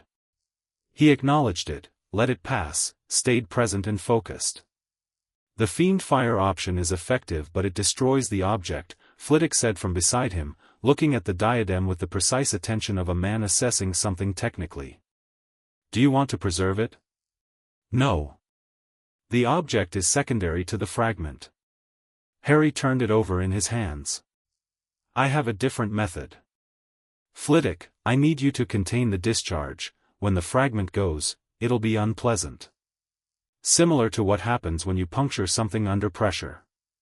Containment field, modified compression variant." Flitwick already had his wand up. "How large a field?" 6 feet. "The fragment is old but Voldemort was interrupted during its creation. The binding isn't at full strength." Flitwick's wand moved in a pattern Harry recognized from Helga's memory. A version of this containment method had existed in the foundational period, applied to different purposes, and seeing Flitwick execute a modern variant of it was the kind of technical continuity that made Harry feel, in a strange and warm way, the actual living connection of magical tradition across centuries. Harry held the diadem and looked at the contamination within it with Rowena's eyes, and then with his own, and then with all four founders' combined theoretical understanding of soul magic, and he found the boundary between the fragment and the enchanted object beneath it. Destroying a Horcrux without the prescribed methods, basilisk venom, fiend fire, the sword of Gryffindor, was not something that could be done by conventional means. But the founders had understood soul mechanics at a depth that modern magical theory had largely lost, and what Salazar had known about the dark end of soul magic was extensive. The method Harry used was not destructive in the conventional sense. It was more accurate to say he evicted the fragment, removed its anchoring to the physical object by denying it the magical foothold it required, the same way you could remove a plant from soil by loosening the root structure rather than cutting the stems. It screamed. Not in sound, in magical pressure, a shockwave of protest from something that had existed for decades and did not want to stop existing, and Flitwick's containment field caught it cleanly and compressed it down, and then it was simply gone. Not relocated. Gone. In the way that dark things go when they're properly undone. The diadem in Harry's hands was just a diadem. Beautiful, old, the sapphire catching the dim light of the room of hidden things. Rowena's inscription present and clear. Clean. Harry set it in his pocket. "I'm keeping this," he said. "It belongs to the school." Flitwick lowered his wand and breathed out slowly. "That was extraordinary," he said, in the tone of a man who uses that word very sparingly. "It was the right tool," Harry said. "You didn't use fiend fire. Fiend fire would have taken half this room with it. Including the vanishing cabinet, which I need intact enough to destroy properly." Flitwick looked toward where the cabinet stood under its pile of old robes. "The Malfoy boy has been repairing it." "I know. It needs to be done carefully. If it's fully repaired and then destroyed the wrong way, it'll destabilize the paired cabinet in Borgin and Burke's. There are things in that shop that you don't want destabilized." "I'll handle the cabinet," Flitwick said. "Tonight." They came back out into the corridor where the three Death Eaters were still contained, and Harry looked at the bound figures and thought about what came next. Azkaban wasn't a solution, it had never been a solution, it was a pressure valve that created the conditions for exactly the kind of trapped, desperate, Voldemort-susceptible people it was supposed to prevent. That was a bigger problem than tonight's scope. But these three needed to go somewhere, and it needed to be handled without the standard ministry channels, which were currently compromised in ways the castle's restored monitoring arrays had been quietly confirming all morning. McGonagall arrived at a pace that suggested someone had told her something was happening, and she took in the scene with the swift, economic assessment of someone who has been managing crises in this building for 30 years. "3 Death Eaters," she said. "They came for the diadem." Her eyes went to Harry's pocket. Apparently the faint magical residue of Rowena's artifact was visible to an experienced enough magical sense. "The diadem has been recovered. And the Horcrux destroyed."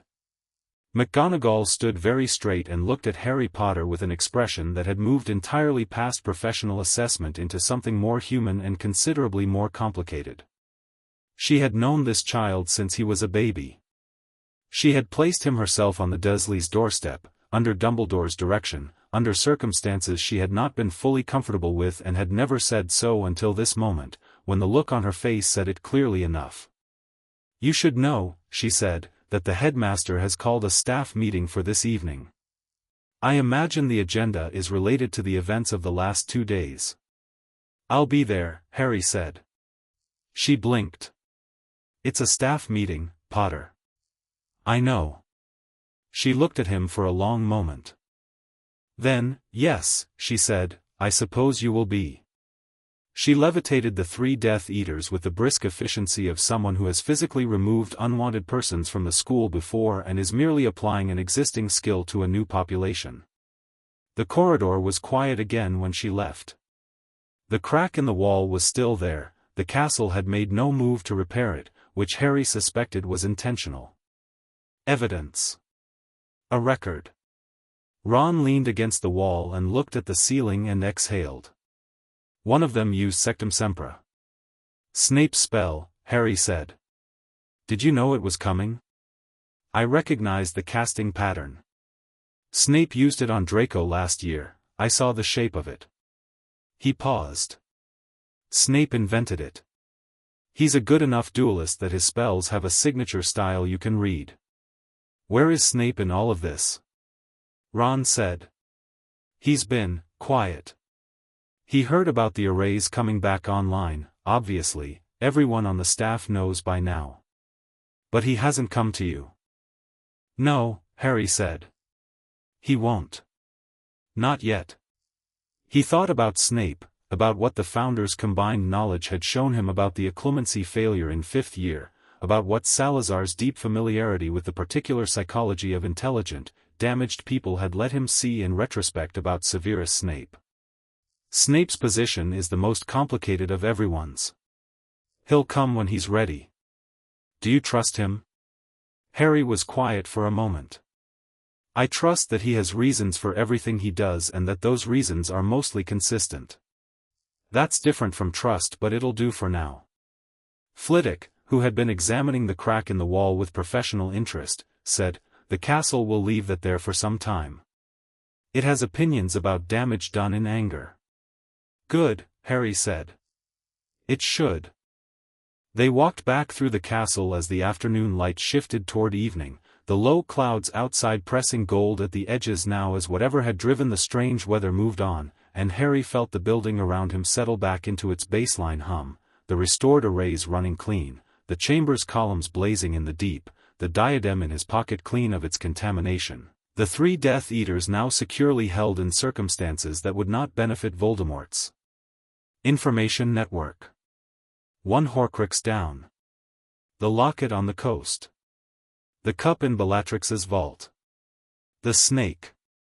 And the piece behind his scar, which was tomorrow's problem. The theory had been running in the back of his mind all day, tested and cross-referenced and confirmed, and he was almost ready to share it, almost ready to have that conversation with Hermione and Ron, but almost wasn't quite. Tonight first. The staff meeting. Dumbledore and the whole assembled faculty, and whatever the agenda was, Harry intended to be part of the conversation rather than its subject.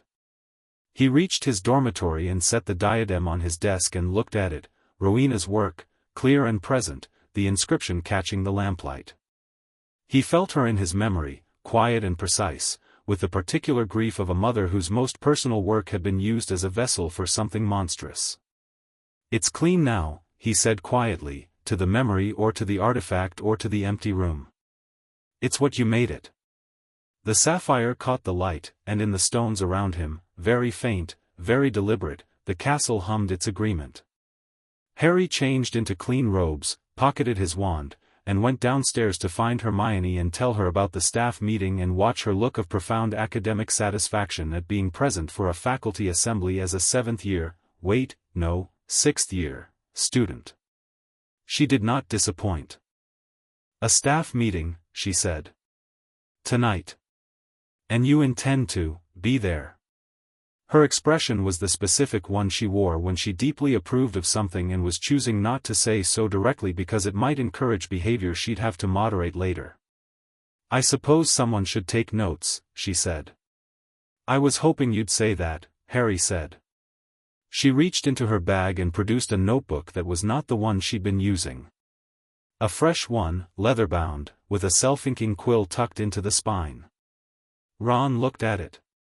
Did you have that ready? I carry several, Hermione said, with complete dignity, and stood. Chapter 5, Cracks in the Old Order. The staff meeting was at 8. McGonagall had commandeered the staff room on the 3rd floor, which was larger than the one typically used for routine faculty business and smelled permanently of pipe smoke and old marking. Harry had been in it twice before, once by accident in third year and once by invitation in fifth, the latter occasion being considerably less comfortable than the former. He arrived at 7:02 with Hermione at his shoulder and Ron one step behind, making the face he made when he'd committed to something and was choosing not to revisit the commitment. The door was open. Harry walked through it. The faculty of Hogwarts School of Witchcraft and Wizardry turned as one and looked at him with a collective expression that contained approximately 12 distinct reactions simultaneously, which was impressive given that several of them were professional educators trained to maintain neutrality. Flitwick was already seated near the window and gave Harry a small, precise nod. McGonagall was standing at the head of the room and her face was doing the thing where she had anticipated something and was choosing to let it play out rather than intercept it. Sprout looked actively pleased. Slughorn looked uncertain in the specific way of a man who has spent his whole career cultivating proximity to powerful people and is in the process of recalibrating which person in the room that now means. Vector was watching Harry with open curiosity. Trelawney appeared to be in a mild trance, which was her default setting. Snape sat in the far corner. He did not react when Harry entered. He was looking at a point on the opposite wall with the focused blankness of someone who has prepared a face for this moment and is wearing it carefully. Dumbledore was at the front, standing rather than sitting, one hand resting on the back of the chair that was apparently his usual spot. He looked at Harry when Harry walked in, and something in his expression shifted, not surprise, not displeasure, something more like a man seeing a proof completed that he'd known was coming but had not quite believed until it arrived. "Harry," he said. "Not Mr. Potter." "Harry." "Headmaster," Harry said pleasantly, and took a seat near the middle of the room, which put him equidistant from every other person present, which was deliberate.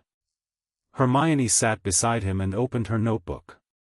Ron sat on Harry's other side and adopted an expression of bland, comfortable confidence that was entirely fabricated but convincingly maintained. There was a pause that lasted about 4 seconds, which in a room full of people accustomed to managing classrooms of teenagers felt quite long. "Well," Dumbledore said, and there was something in the single syllable, not quite amusement, not quite resignation, but somewhere in the space between them where genuinely complex feelings lived. "I had thought to begin with the events of this afternoon. 3 Death Eaters in the 7th floor corridor," Harry said. "They came for the diadem.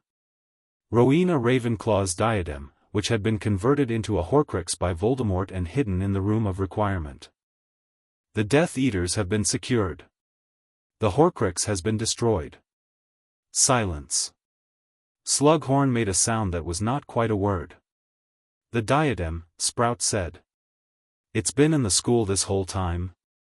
"Since Voldemort's visit as a young man seeking the defense against the dark arts position," Harry said. "He hid it in the Room of Requirement on that visit. The room had accumulated enough clutter over the subsequent decades that it was effectively invisible without knowing exactly what to look for." "And you knew what to look for," McGonagall said. "Since Tuesday morning, yes." Dumbledore sat down. He did it the way old men sit when something has resolved a tension they've been carrying, not defeat, something more like release. "How many remain?" he asked, and the question was directed at Harry with the directness of someone who has decided that managed information flow is no longer the relevant mode of operation. 3 Horcruxes plus the one we've discussed privately," Harry said, "and the plus the one we've discussed privately landed in the room and did its work. Half the faculty didn't know what it referred to, half suspected, and nobody was going to ask in a way that required Harry to say the word scar in the middle of a staff meeting." 3, Dumbledore said. "The locket, the cup, and the snake. I know the location of the locket. The cup requires access to Gringotts, which I'm working on. The snake stays close to Voldemort. And the other matter. I have a theory," Harry said. "I'll discuss it with you separately. It's not suitable for a group conversation." Dumbledore looked at him for a moment and then nodded, a nod that was smaller and more genuine than his usual measured gestures. "Of course." Snape spoke from the corner. "A theory," he said. The 2 words carried precisely the weight he intended them to carry, not dismissive, not hostile, but exact. A scalpel disguised as a syllable. How confident are you in this theory? Everyone in the room turned toward Snape. Harry looked at him directly, which was, he'd noticed this in potions for 6 years, not what most people did when Snape used that particular voice. Confident enough that I've been stress testing it for 36 hours before mentioning it, Harry said. Confident enough that I know what it requires and have identified the component I was previously missing. A pause. And now you have the component. I have several components I didn't have on Monday, Harry said. Snape looked at him for a long moment. The faculty were watching this exchange with the focused attention of people at a very unusual tennis match. Whatever Snape found in Harry's expression, and Harry let him look, let him read whatever was available to a skilled legilimens at range, because there was nothing there he needed to hide, it appeared to satisfy something, because Snape looked back at the wall. Continue, Snape said, as if he were giving permission, which he wasn't, but Harry chose to accept it in the spirit of men who have more important things to do than argue about framing. The immediate priorities, Harry said, turning back to the room, are the locket and establishing a Gringotts access plan for the cup. The locket retrieval is something I can do with a small team within the week. The Gringotts problem is more complex and I'll need to think about it. You're planning Horcrux retrieval independently, Flitwick said, and it wasn't an objection, it was a clarification. I'm planning it with people I trust and informing the relevant parties. Which is what I'm doing now. The Order, Dumbledore began. The Order's involvement will depend on who in the Order can be confirmed clear of outside influence, Harry said.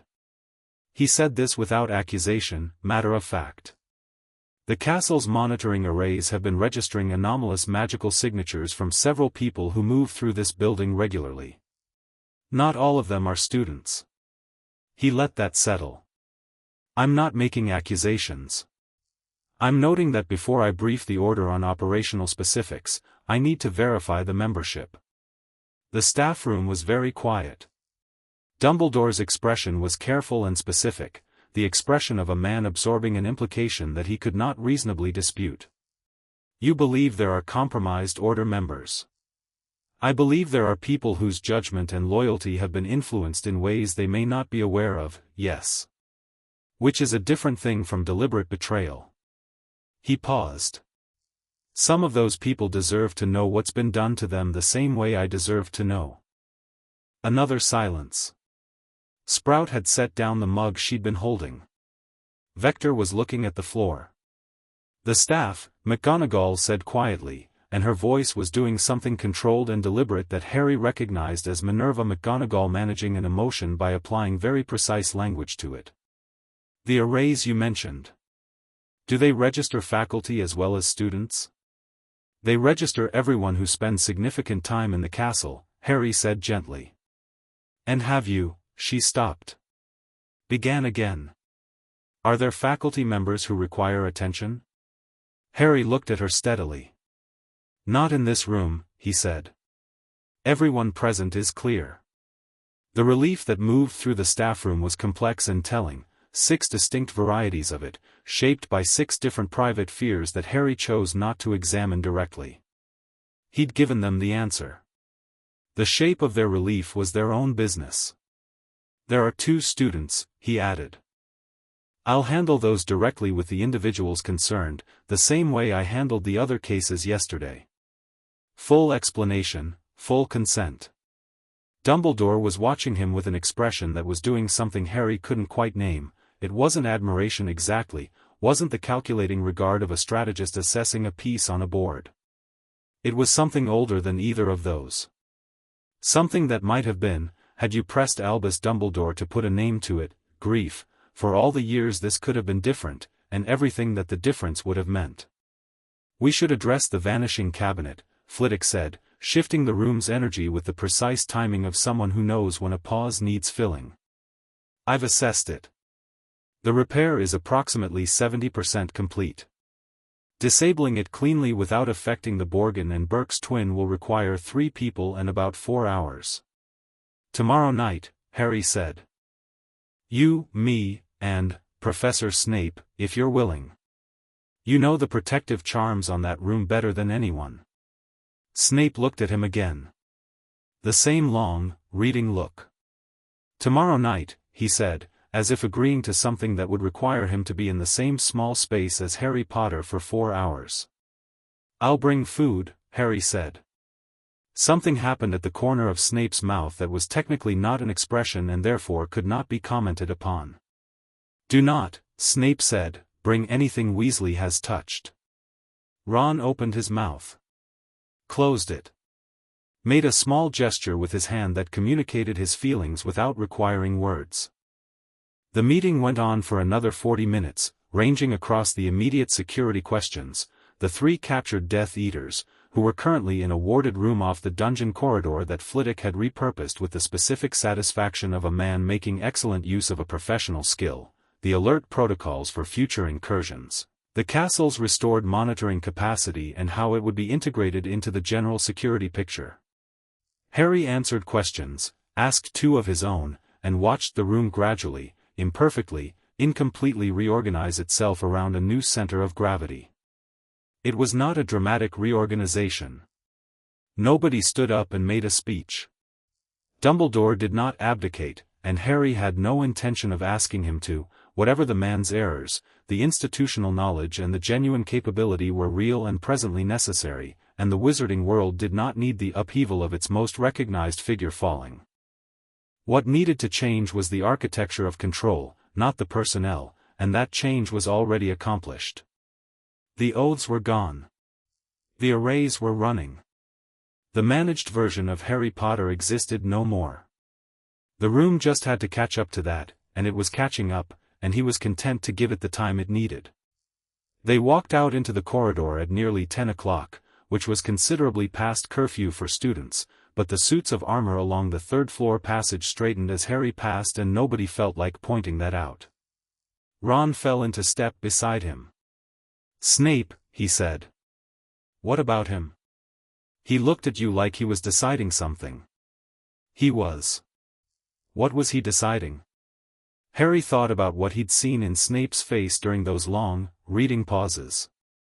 The specific quality of a man assessing new information against a calculation he'd been running for a very long time, checking the result against an expectation, finding, not what he'd expected, but something that satisfied a deeper requirement. Whether I was actually capable of doing what needs to be done, Harry said.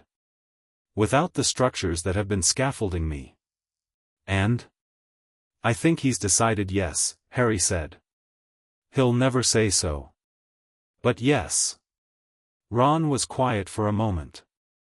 I have to ask you something. Percy. Yeah. Harry had been carrying this since the morning, since the arrays had confirmed what the fresh monitoring had shown, a suppression on Percy Weasley's judgment that was unlike a binding oath in that it had not been applied from outside but had been activated from within, the specific magical signature of a confundus variant sophisticated enough to be self-sustaining once initiated. Not Dumbledore's work. Someone else's. Someone who had needed Percy exactly where Percy had ended up, positioned in the Ministry, estranged from his family, serving Fudge's agenda at precisely the moment when Fudge needed credible Weasley-adjacent validation for the Ministry's denial of Voldemort's return. He was confounded, Harry said. A sustained variant, sophisticated work, initiated about 3 weeks before the end of 5th year and designed to sustain itself on the subject's existing ambition. It's brilliant in a technical sense and completely monstrous in every other sense. Ron had stopped walking. Harry stopped with him. The corridor was empty around them, the late castle quiet settling in, the torches doing their characteristic low-burn evening thing where the light got warmer and more amber as the hours advanced. 3 weeks before the end of 5th year, Ron said. That's April. Maybe early May of your 4th year into 5th. Ron was doing the math. Harry could see him doing it, running through what Percy had been doing in April, what the Ministry had been doing, what Voldemort's networks had been doing. Umbridge, Ron said flatly.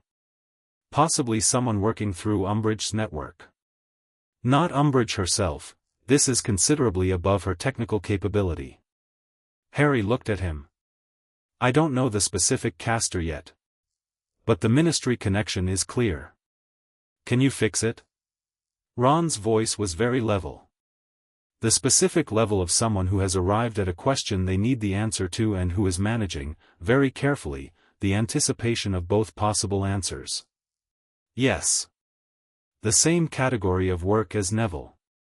Simpler, actually, the Confundus variant doesn't have the root depth of a bloodline restraint, it's more recent and less embedded. If I can get to Percy, I can remove it. Harry paused. But I need to get to Percy. He's at the Ministry. He won't, Ron stopped. He won't come here. He's barely spoken to any of us in over a year. No, Harry agreed. Which means we need another approach. Ron was quiet for a long moment. The torchlight moved in the corridor. Mum, he said finally. If your mother contacted him. Not about this, not leading with what we know. Just, she's been trying for a year and he doesn't respond. She's been trying as a mother reaching toward an estranged son, Harry said carefully. That's the frame the Confundus is designed to deflect. Family pressure reads as interference to the variant's sustaining mechanism. The connection it's using is his ambition, not his estrangement. If the contact comes from a different angle, a professional one, Ron said slowly. If someone contacts him on a Ministry matter. Something that engages his ambition rather than his guilt. Something that gets him in a room where I can assess him and remove the variant without him knowing what's happened until after. Ron exhaled slowly. That's complicated. I know. But it's possible. I think so. Your father would need to be involved. Dad. Ron pressed the back of his hand against his mouth, the same gesture he'd made yesterday morning in the dormitory. Does Dad, your father is clear, Harry said. The arrays confirmed it this morning. Whatever the Ministry has done to various people over the years, Arthur Weasley is operating on his own judgment without interference. A pause. Which means his faith in Dumbledore and the Order has been his own the whole time. That's worth knowing. Ron made a sound that was either a breath or the very beginning of a laugh that had decided not to arrive. Yeah, he said. Yeah, it is. They walked the rest of the way back to Gryffindor Tower in a comfortable quiet, the kind that only exists between people who have been through enough together that silence doesn't require filling. Hermione was still up when they got to the common room, which was empty of everyone else. She had 3 books open around her notebook and the specific focused expression of someone who has found a thread and is following it as far as it goes. Percy Weasley was confounded, she said, without looking up, which meant she'd worked it out herself while they were at the meeting. Ron sat down. How long have you known? About 40 minutes. She looked up. I've been going through the monitoring array data. Harry gave me access to the castle's reading this morning. I've been cross-referencing against known behavioral changes in people connected to the conflict. Percy's pattern fits a sustained Confundus signature. The behavioral shift is too abrupt, too specific in its target. Yeah, Ron said. Harry told me. Do you want to? She hesitated, and this was one of the things Harry valued most about Hermione Granger, the way she sometimes stopped herself at the edge of proceeding and checked first. Do you want to talk about it? Ron looked at her. Not tonight, he said. Tonight I just want to know it's fixable. And it's fixable, so. He picked up a chess piece from the board that was still sitting on the table from last night and set it down again. That's enough for tonight. Hermione nodded. She looked at Harry. How was the meeting? Productive, Harry said. Snape's agreed to help with the Vanishing Cabinet tomorrow. Flitwick's handling the Death Eater's containment transfer. Dumbledore, he paused. Dumbledore is adjusting. Adjusting, Hermione said. It's the right word. He's not falling apart and he's not fighting it. He's recalibrating. Putting things in different columns. Harry sat. He asked about the Horcruxes. I told him the count. Including, without saying it directly. He understood. Hermione looked at the fire. Your theory, she said quietly. About your situation. Yes. You've been working through it for 2 days. She turned to look at him directly. Are you ready to tell me? Harry looked at her for a moment.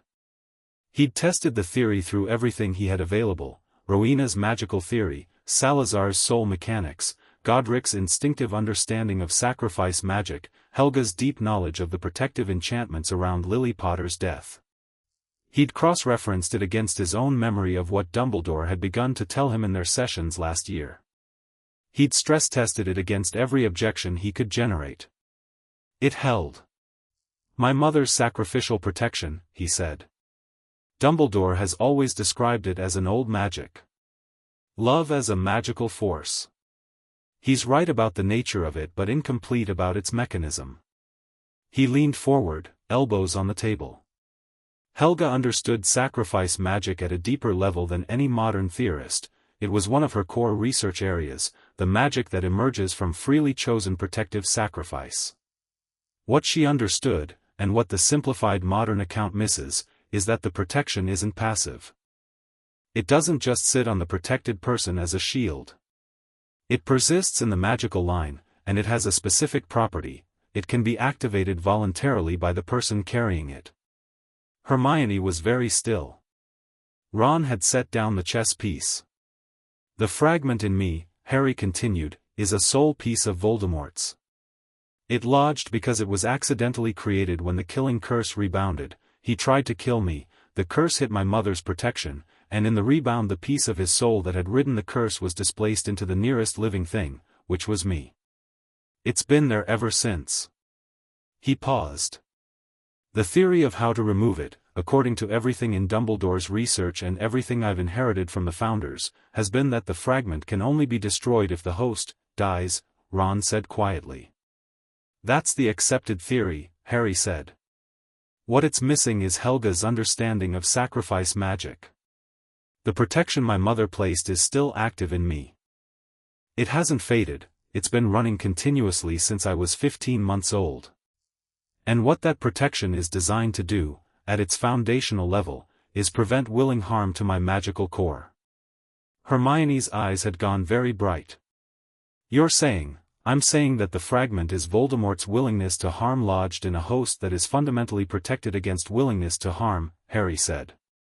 The two magics are incompatible. The fragment persists because it's been in a dormant state. Voldemort's connection to it was damaged at the Ministry. The fragment isn't actively feeding or growing. But the incompatibility is there, has always been there, and what Helga understood is that protection magic of this type, freely given, sacrificial, love as its source, can be invoked. Actively invoked. By the person carrying it. Silence. If I invoke my mother's protection consciously, Harry said, the fragment doesn't have anywhere to go that isn't hostile to it. It can't persist in a host whose magical nature is actively, consciously protected against harm. It has to leave. Has to, Hermione said, very carefully. The mechanism is, he chose his words with precision. There's a version of this that requires something difficult. The protection was born from a death. Invoking it fully doesn't require another death, but it requires a genuine, complete, conscious acceptance of the possibility of one. Not resignation. Not sacrifice. Acceptance. The magic reads the distinction. Rowena was very clear on that. It's the clarity of it that matters, not the act. Hermione put both hands flat on the table and breathed for a moment. And you think you can do that? I think I can, Harry said. I think I've been doing it in fragments my whole life without knowing that's what it was. Every time I made a choice that involved genuine risk for someone else's sake, the mechanism was there, partially available, partially activated.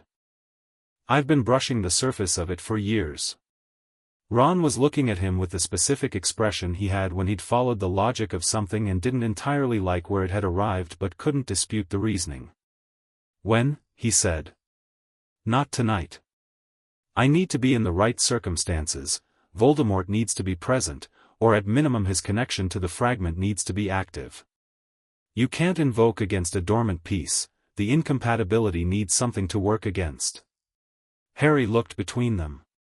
The final confrontation is where this gets used. Not as a last resort. As a strategy. Another silence. Okay, Ron said. Same word he'd used on Tuesday morning in the dormitory, the same flat, comprehensive acceptance. He picked up the chess piece again and turned it in his fingers. Okay. Hermione closed her notebook. Opened it again. Closed it. The locket, she said, redirecting with the particular efficiency of someone who needs to do something concrete. You said this week. Friday, Harry said. I want 2 days to prepare properly. The cave it's not a simple extraction. Dumbledore's account of the protections involved is incomplete and I can do better now, but it still requires planning. Who's coming? Harry thought about this. You, me, Ron. Flitwick, possibly. He paused. There's a complication with the locket specifically. He looked at the fire. The real locket was already taken before Dumbledore retrieved it. There's a fake in the cave with a note, R.A.B. Hermione's head came up. R.A.B., she said. Wait. She was reaching for a book before the sentence was complete. Regulus Arcturus Black, she said, not quite to them, flipping through the book.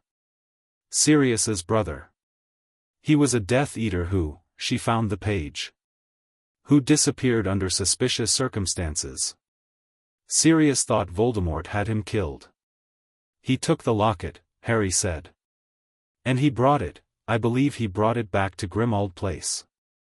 It may still be there. Hermione was doing the thing where she was simultaneously processing this information, cross-referencing it with 6 other things, and writing notes. We cleaned Grimmauld Place in 5th year. There was a locket in the drawing room that nobody could open, that Mundungus Fletcher subsequently stole, Harry said. Ron looked at him. You know where Mundungus is? Roughly. Harry stretched his arms above his head, the long stretch of a person who has been holding tension through a very long day and is finally releasing it in the small hours. He sold it. I know roughly where it went. It'll be traceable. Harry, Hermione said, looking up from her notebook, how much of this did you know before Tuesday? Harry thought about the honest answer to that. Almost none, he said. The pieces existed, things I'd read, things Dumbledore had told me, things Sirius had mentioned in passing. But without the theoretical framework to connect them, they were just pieces. The Founders' memories gave me the framework. The pieces arranged themselves. She looked at him for a moment, and her expression was doing something that was not quite the thing it would have been 2 days ago. The edge of worry had changed in its quality, moved from the worry about whether Harry was capable of what was coming to something more like the worry of a person watching someone they love carry something very heavy and knowing the only help they can give is to be present while they carry it. Go to bed, Harry said. I'm not, you're running on about 4 hours. The brain-to-notebook ratio is going to decline. She looked at her notes. Looked back at him. The ratio is fine, she said, but she closed the notebook. Ron stood. Stretched. What time tomorrow, he said. Early. I want to be in the chamber before breakfast. There's a secondary array that came online when I restored the columns that I haven't fully read yet. It's been underground for so long there's sediment in the inscription channels, metaphorically speaking. I need to clear it. I'll come, Ron said, and it wasn't an offer, just a statement of fact. I know. Me too, Hermione said. I know that too. They went upstairs, and Harry banked the fire and sat for a moment longer in the empty common room, the way he had the previous night, though the quality of the quiet was different now. The previous night he'd been taking stock of what the day had established. Tonight he was looking forward, not anxiously, not with the heavy sense of approaching inevitability that had shadowed his awareness of the prophecy for 2 years, but with something that was closer to forward lean. The stance of someone who has decided where they're going and is choosing their steps. 3 Horcruxes remaining. A soul fragment to be expelled. A ministry to be gradually, carefully cleaned of the influence that had been quietly deposited in it. An order to be verified and reorganized. A war that was not over but that now had a different shape, approached from a different angle, with a different Harry Potter at its center. And underneath all of it, running constant and warm, the deep hum of a castle that had been waiting 1,000 years for someone to come home. He went upstairs. In the morning there were things to do, and he intended to do them. The last thing he heard before sleep was the castle settling around him, not the random creaks and groans of old stone, but the specific, deliberate, architectural language of a building that knew he was listening, and had things to say, and for the first time in a very long time was being heard. Outside the tower window, the sky had cleared completely. The stars were extraordinary. Somewhere below, in the restored chamber, 4 white columns blazed gold in the dark. Somewhere in a cave on a coastline, a locket waited in a boat on a poisoned lake. Somewhere in London, Percy Weasley sat at his ministry desk, doing excellent work under a thought that wasn't his own, and didn't know it, and would soon. And somewhere, at a significant remove, Voldemort sat in the dark with his snake and his fractured soul and the growing, unnameable awareness that something had changed in the world of his planning, something fundamental and irreversible, and for the first time in 17 years, he was, not afraid. Voldemort had extinguished fear too long ago to access it fully, but uncertain. Which was, as it happened, considerably worse. Chapter 6. The air declares Thursday arrived with proper autumn weather, cold and clean and bright, the kind of morning that felt like the world had been washed overnight and set out to dry. Harry was in the chamber before 6, as promised, and the castle let him down without the usual protocol, the passage opening at his approach the way a door opens for someone who lives there. The columns were still blazing. He sat cross-legged in front of the central array, the one that connected all 4 column anchors into the unified monitoring function, and spent the better part of an hour clearing what he described to Ron and Hermione as sediment, centuries of magical residue built up in the inscription channels, not damaging, not corrupting, just accumulated. The way a river channel builds silt.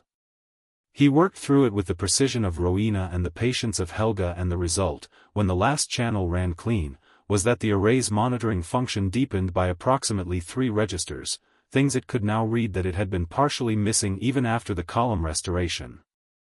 Ron arrived at 6:30 with 2 cups of tea and no particular comment about the fact that they were in the Chamber of Secrets before breakfast. Hermione arrived 5 minutes later with her notebook and the expression of someone who had been awake since 5 thinking about inscription channels. They sat around the blazing array in the deep blue light of the chamber, and Harry told them what the cleared monitoring was now showing him, not a briefing, not a strategy session, just 3 people in an ancient room looking at what the world actually was and deciding what to do about it. The way they'd always worked best, when nobody was performing for anyone else. By 8 they were back in the Great Hall. By 9 Harry had spoken to Arthur Weasley via the flue in McGonagall's office, a conversation that was careful on both sides, Arthur absorbing the information about Percy with a controlled, deliberate steadiness that Harry recognized as grief being held at arm's length until there was space for it, and asking 3 precise questions about the removal process, and thanking Harry in a voice that didn't entirely make it through the sentence. Harry had let the silence after it stand without filling it. By 10 he'd confirmed with Flitwick the plan for that night's vanishing cabinet work. By 11 he'd retrieved the diadem from his room, taken it to McGonagall, and asked her to see it properly restored to Ravenclaw Tower in whatever form she thought appropriate. She'd held it in both hands and looked at the inscription and said nothing for a long moment and then said, very quietly, that she would see to it personally. He'd left her sitting at her desk with Rowena Ravenclaw's lost diadem in her hands and the particular expression of a person who has taught in this school for 30 years and is reconsidering what some of those years meant. Noon found Harry in Dumbledore's office for the second time in 2 days, but this conversation was different from Tuesday's. Tuesday had been confrontation and accounting. Today was planning. Dumbledore looked better.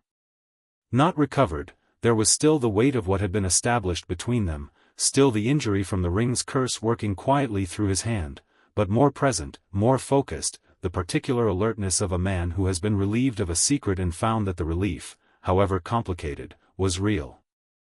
"The fragment," Dumbledore said, when they'd been talking for 20 minutes about Horcrux logistics and the Gringotts problem. He said it the way you'd say the name of something you'd been working up to. "Yes," Harry said. "You have a theory."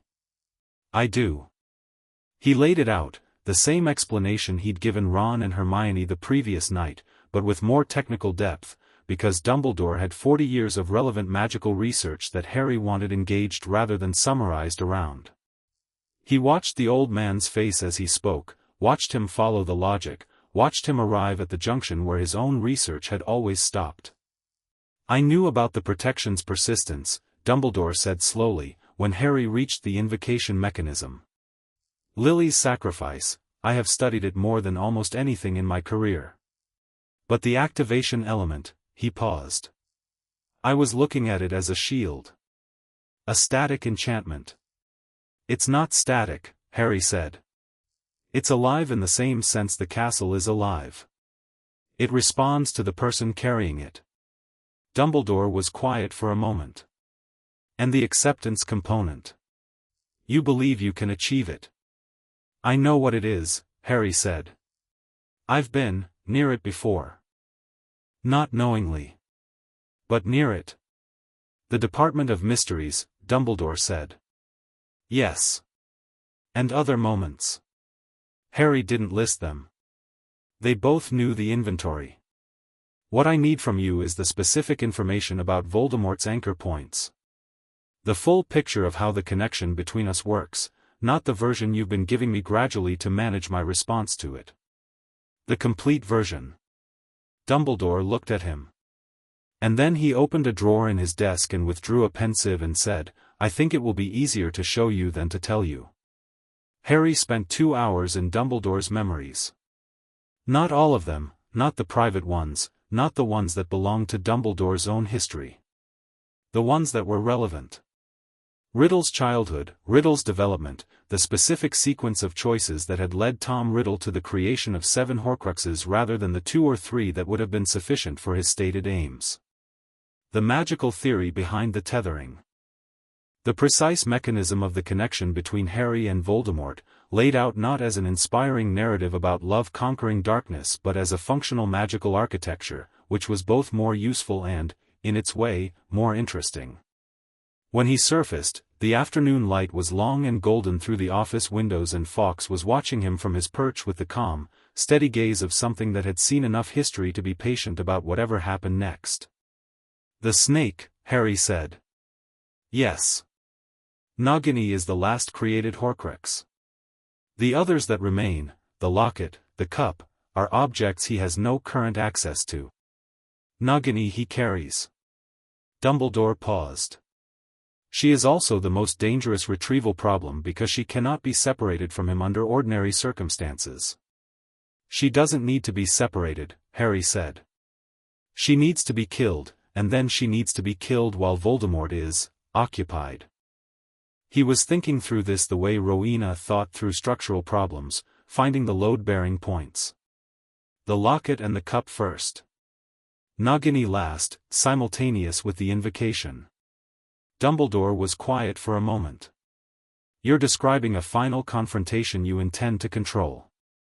"I'm describing one I intend to understand," Harry said. "Control is a different thing. I don't need to control it. I need to understand it well enough that I can make the right choice when the moment arrives." "And you believe you'll know the moment?" "I'll know it," Harry said, with the certainty of someone who has 4 lives of pattern recognition sitting inside their knowledge base. "It'll be obvious." Dumbledore smiled. "Not the performance of it, not the strategic deployment of the warmth, the real thing, slightly sad and entirely genuine." "You are very much your mother's son," he said. "And your father's. In ways that are more specific than the platitude usually means." Harry looked at him. "You knew them better than you've told me." "Yes. That conversation will keep," Harry said. "For after." After, Dumbledore agreed, with the specific quality of a man choosing to believe in an after. Harry walked out of the headmaster's office in the mid-afternoon, down the spiral staircase, past the gargoyle, and into the corridor where the after-lunch traffic of students was in full flow, people heading to afternoon lessons, to the library, to the grounds, moving in the comfortable, slightly hectic current of an ordinary school day. He stood in it for a moment and let it be what it was. Ordinary. Particular. 600 young people trying to learn things and grow into themselves and navigate the social architecture of adolescence in a magical castle, and most of them not thinking about Voldemort or Horcruxes or the weight of what was gathering outside the school's boundaries, and that was, right, actually. That was correct. That was what Helga had built this for, the ordinary miracle of young people becoming themselves somewhere safe. His mind was made up about the address before he'd entirely consciously formed the decision. It arrived the way the right moves did, not as a conclusion reached after argument but as a recognition of something that had already been true. He found McGonagall at her desk and told her what he wanted to do. She looked at him for a long moment. "Tonight," she said. "Tonight. Before dinner." She turned to her fireplace and said, without apparent further deliberation, "I'll arrange it." At 5:30, the great hall's enchanted ceiling shifted to the deep amber of early evening and the whole school assembled for dinner, as usual, the long house tables filling, the noise rising, the hundreds of small collisions of conversation and movement that constituted the social life of Hogwarts at its most alive. At 5:30, instead of the food appearing, Harry Potter walked out of the side entrance that led from the teacher's corridor and stood in the open space between the house tables and the high table and waited. The noise didn't stop all at once. It faded in sections, spreading outward from the people who saw him first, like a stone in still water. By the time the silence was complete, everyone in the hall was looking at him, and he looked back, all 4 tables, every year, his own house and the others, plus the faculty at the high table, plus Dumbledore at its center watching with his hands folded. Harry didn't use a sonorous. He didn't need to. "I want to tell you some things," he said. His voice carried easily in the hall's deliberate acoustics, which were foundational and therefore perfect. "Not everything, not tonight, not all at once. But some things, because you deserve to know them, and because keeping them from you any longer serves nobody." He paused, not for effect but because the next part required precision. "Most of you know who I am in the way the wizarding world has constructed that story, the boy who lived, the chosen one, whatever the prophet is calling me this week. That story is true in its broad strokes. The specific details are more complicated. What I want to tell you tonight are the specific details, because they affect all of you and you should have accurate information." He looked along the Hufflepuff table. A first year near the end, tiny, wide-eyed, was watching him with the particular open attention of someone encountering something they don't yet have a category for. "Voldemort is not defeated," he said. "He's been returned for 2 years, he's been building, and this school has been one of the primary things standing between him and the control he wants. Not because of any individual in it, but because of what it is, a place that teaches magic to everyone regardless of blood, regardless of background, and has been doing so for 1,000 years. That's what he opposes. Not me, specifically. Me only insofar as I'm the most direct obstacle to him at this moment." He let that settle. "There are things that have been done poorly in the management of this crisis. I include myself in that assessment. I've made mistakes, I've made choices I'd make differently. But I'm not here to account for the past. I'm here to tell you what's coming and to ask something of you." He looked at the Slytherin table. Draco Malfoy was watching him with the carefully blank expression he defaulted to when he was actually paying intense attention and didn't want anyone to know it. Harry held his gaze for a moment and then moved on. "The castle's monitoring arrays are back online," he said.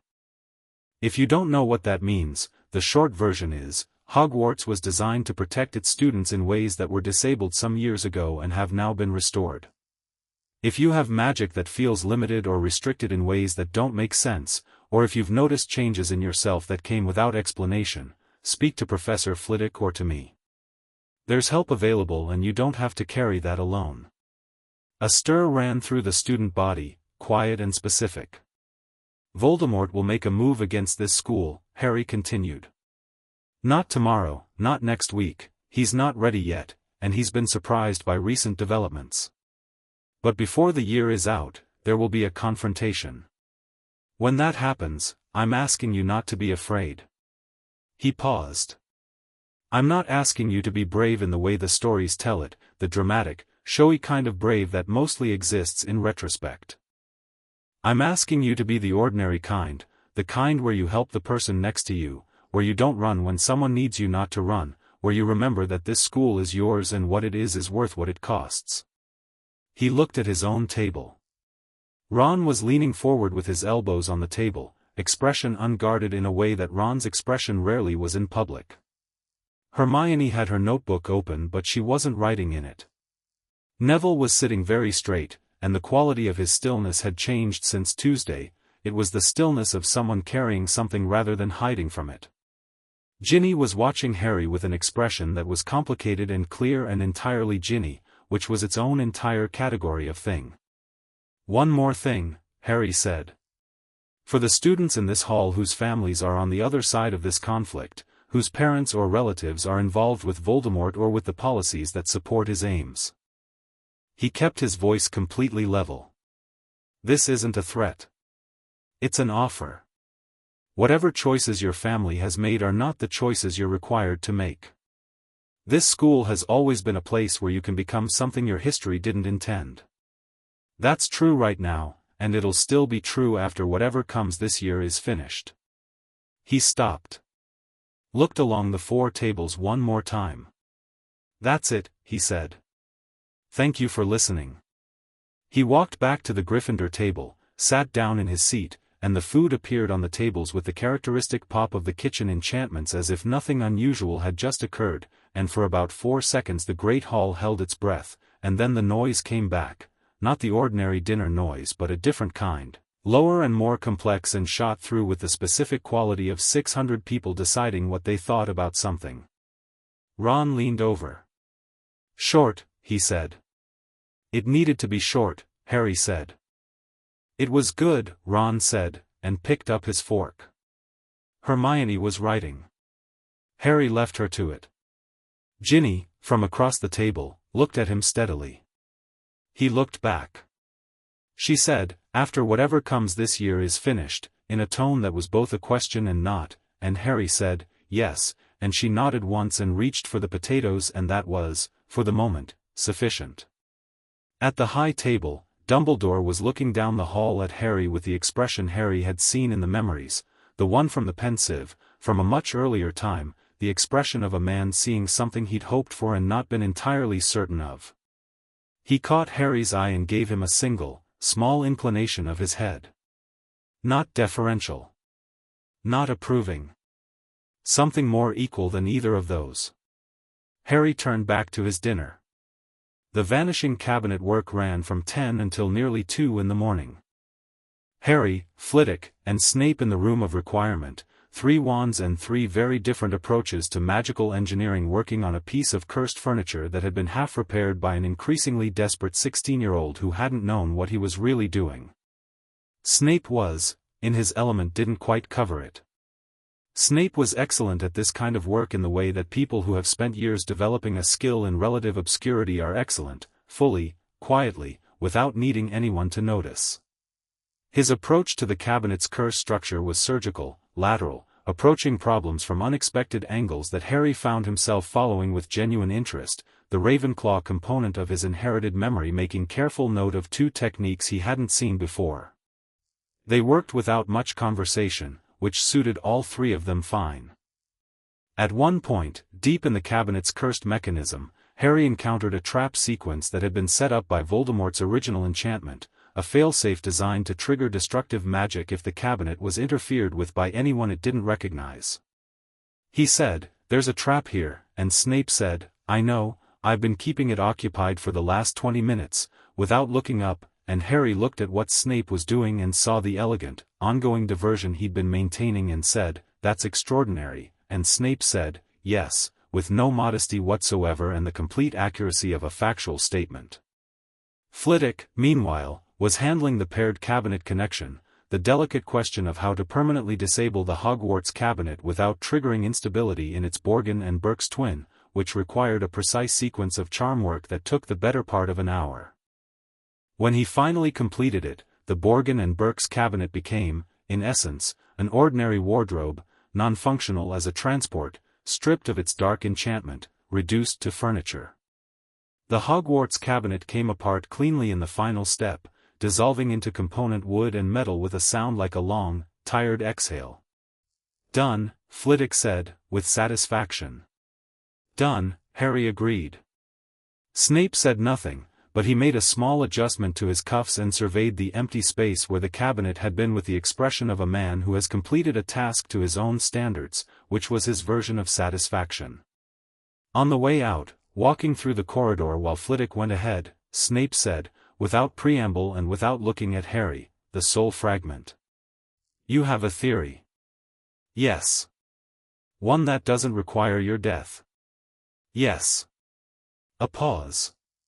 Their footsteps echoed in the empty corridor. I have certain information, Snape said, still not looking at him, regarding the Dark Lord's current location. His schedule. The parameters of his movement. Another pause. This information has been accumulated at considerable personal cost over a significant period of time, and I have not shared it with Dumbledore in full because Dumbledore has a tendency to deploy information without adequately crediting its source or protecting it. Harry looked at the side of Snape's face. You're telling me. I'm telling you, Snape said, and the inflection of it contained about 6 things that would have taken anyone else 3 paragraphs to express, because you will use it correctly.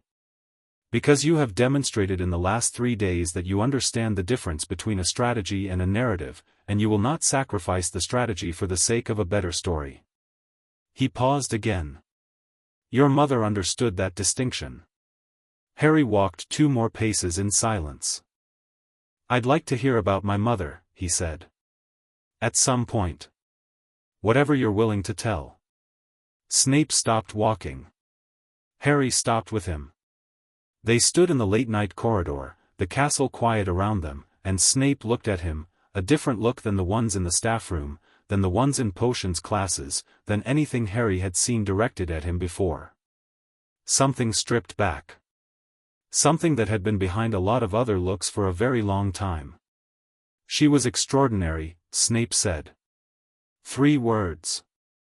The same temperature as a fact and a completely different temperature underneath it. I know, Harry said. I've seen her in the Founders' memories. In Helga's particularly.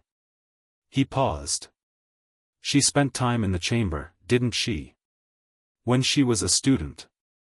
Something moved in Snape's expression. How did you? Helga's memory carries an imprint of everyone who ever accessed the foundational arrays with sufficient sensitivity. Lily Potter, Evans then, was 16. She found the inscription in the chamber floor and she spent 3 evenings reading it. Harry looked at him. She was translating the foundational script before she'd been taught it. She worked it out herself. The corridor was very quiet. Yes, Snape said. He looked at the wall for a moment and then back at Harry. She would have. They walked the rest of the way to the staircase in silence, and it was a different silence than the one they'd worked in all evening. This one had something in it that was tentative and genuine, and neither of them felt the need to define it more specifically than that. Voldemort moved on Saturday. Not against the school, not yet, not directly. He moved against the Ministry, a coordinated action that placed 3 of his senior followers in positions of direct influence within the Department of Magical Law Enforcement, a move that had clearly been planned for months and that succeeded because the Ministry was still operating with the compromised judgment and inadequate intelligence that it had been operating with for 2 years. Harry knew about it at breakfast, not from the Prophet. The Prophet ran the story buried on page 4 with framing that managed to be both factually accurate and entirely misleading, but from the castle's monitoring awareness, which was now receiving feeds from sources he'd spent Thursday and Friday establishing. A network of portraits, a careful set of extended monitoring enchantments, and 2 very specific informants who were not the ones Dumbledore's order used. He called a meeting in the chamber. Not the full order: Ron, Hermione, Neville, Flitwick, McGonagall, Snape, and Dumbledore.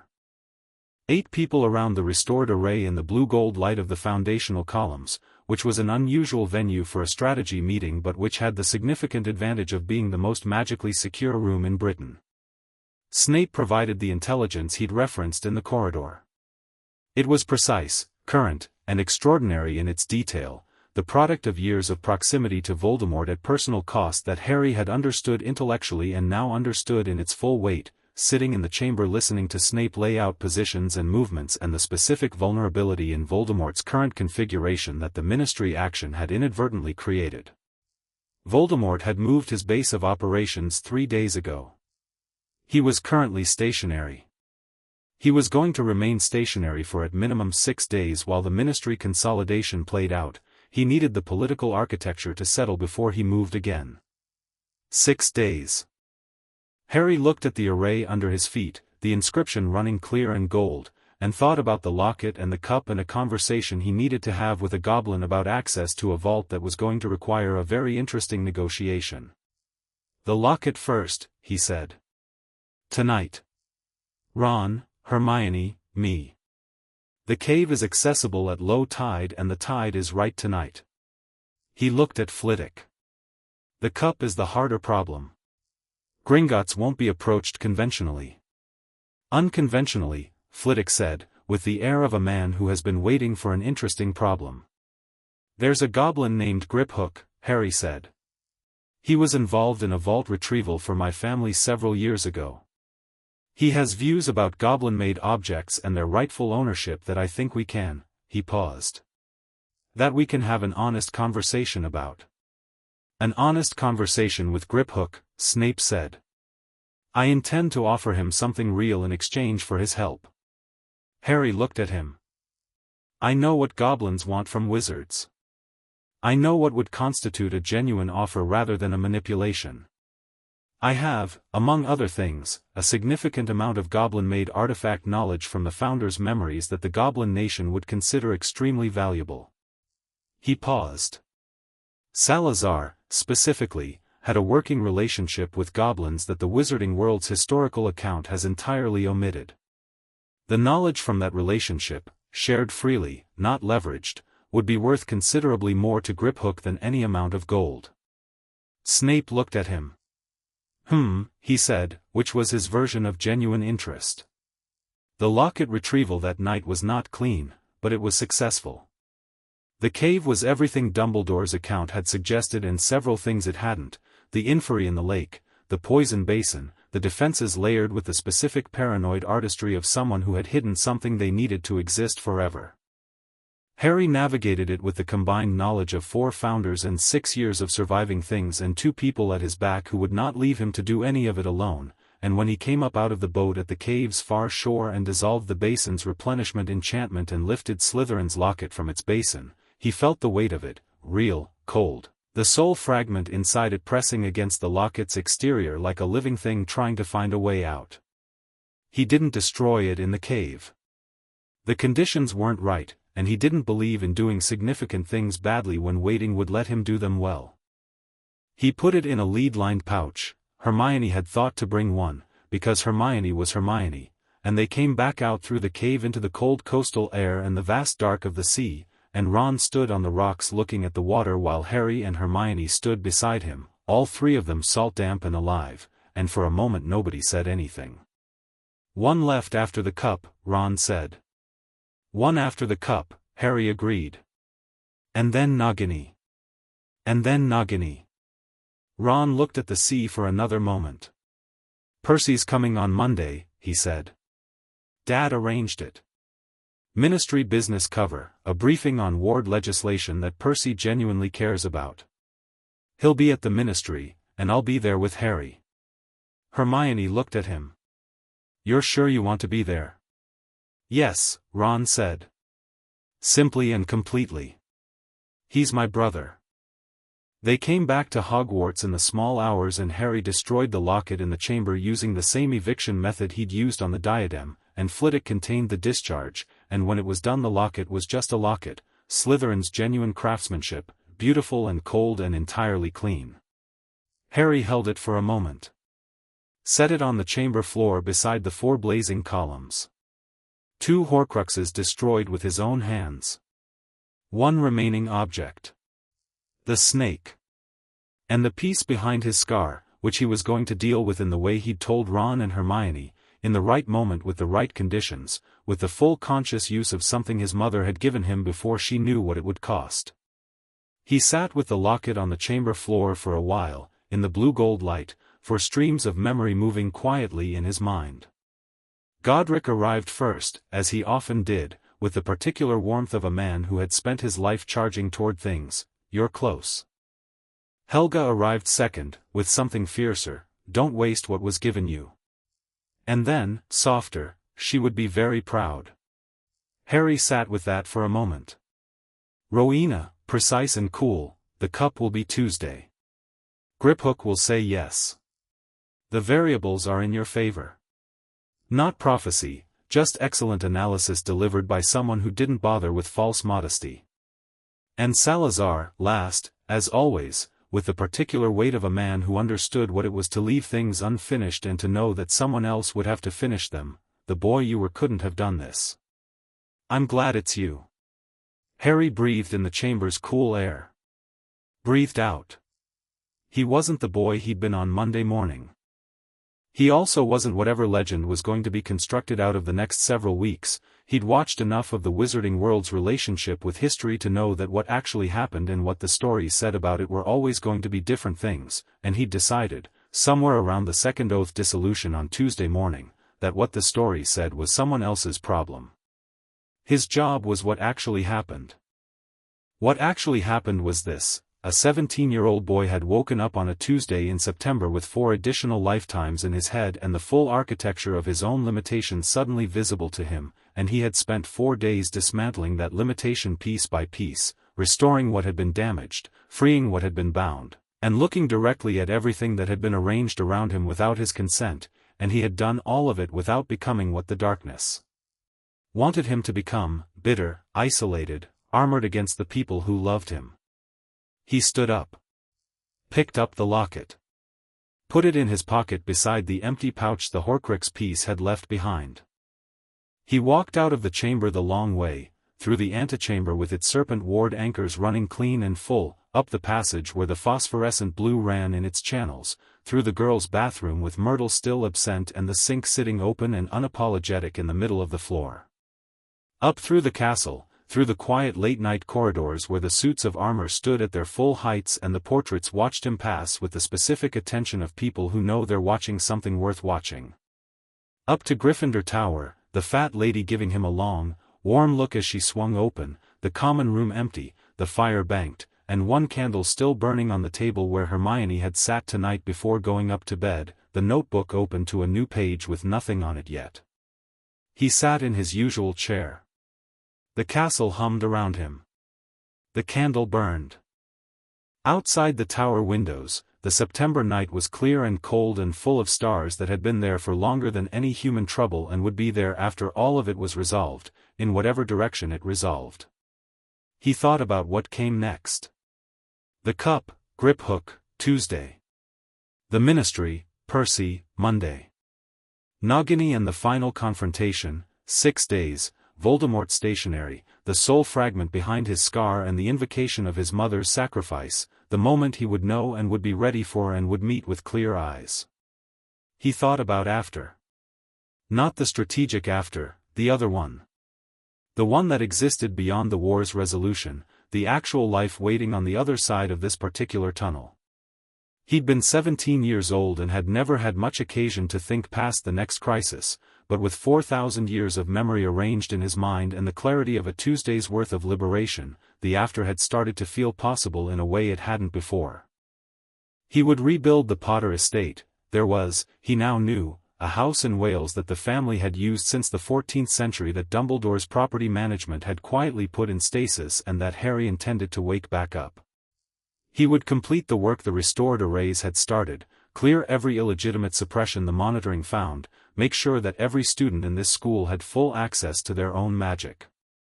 He would find a way to rebuild the foundational legal framework of Wizarding Britain on the actual text of the Fundamenta Quatuor rather than the selectively cited version, slowly, through the proper channels, the way Rowena would have done it, with precision and evidence and patience. He would learn more about his mother. He would let Snape tell him what Snape was prepared to tell him, in whatever form and at whatever pace that required. He would figure out what Ginny Weasley's expression meant, specifically, and what, if anything, he intended to do about it. That was a less immediately pressing problem than Horcruxes, but it was on the list. He would sleep, tonight, without dreaming of Voldemort, because that particular connection had been running on borrowed electricity for the last 2 days, the fragment too disrupted by the array's restoration and the oath dissolution to maintain its channel cleanly. Tomorrow there would be more to do.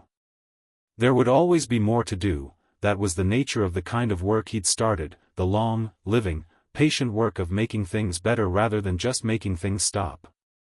But tomorrow he would also eat breakfast, and talk to Ron, and listen to Hermione work through something she'd found in a book, and watch Neville do whatever he was currently doing to the Gryffindor dormitory's plant population, and those things were not lesser than the work. They were the reason for it. He blew out the candle. Sat for a moment in the dark, in the castle that knew him, in the quiet between one day and the next. Then he went upstairs to bed, and slept, and in the morning the war was still there and so was everything else, and he was, in every way that mattered, ready.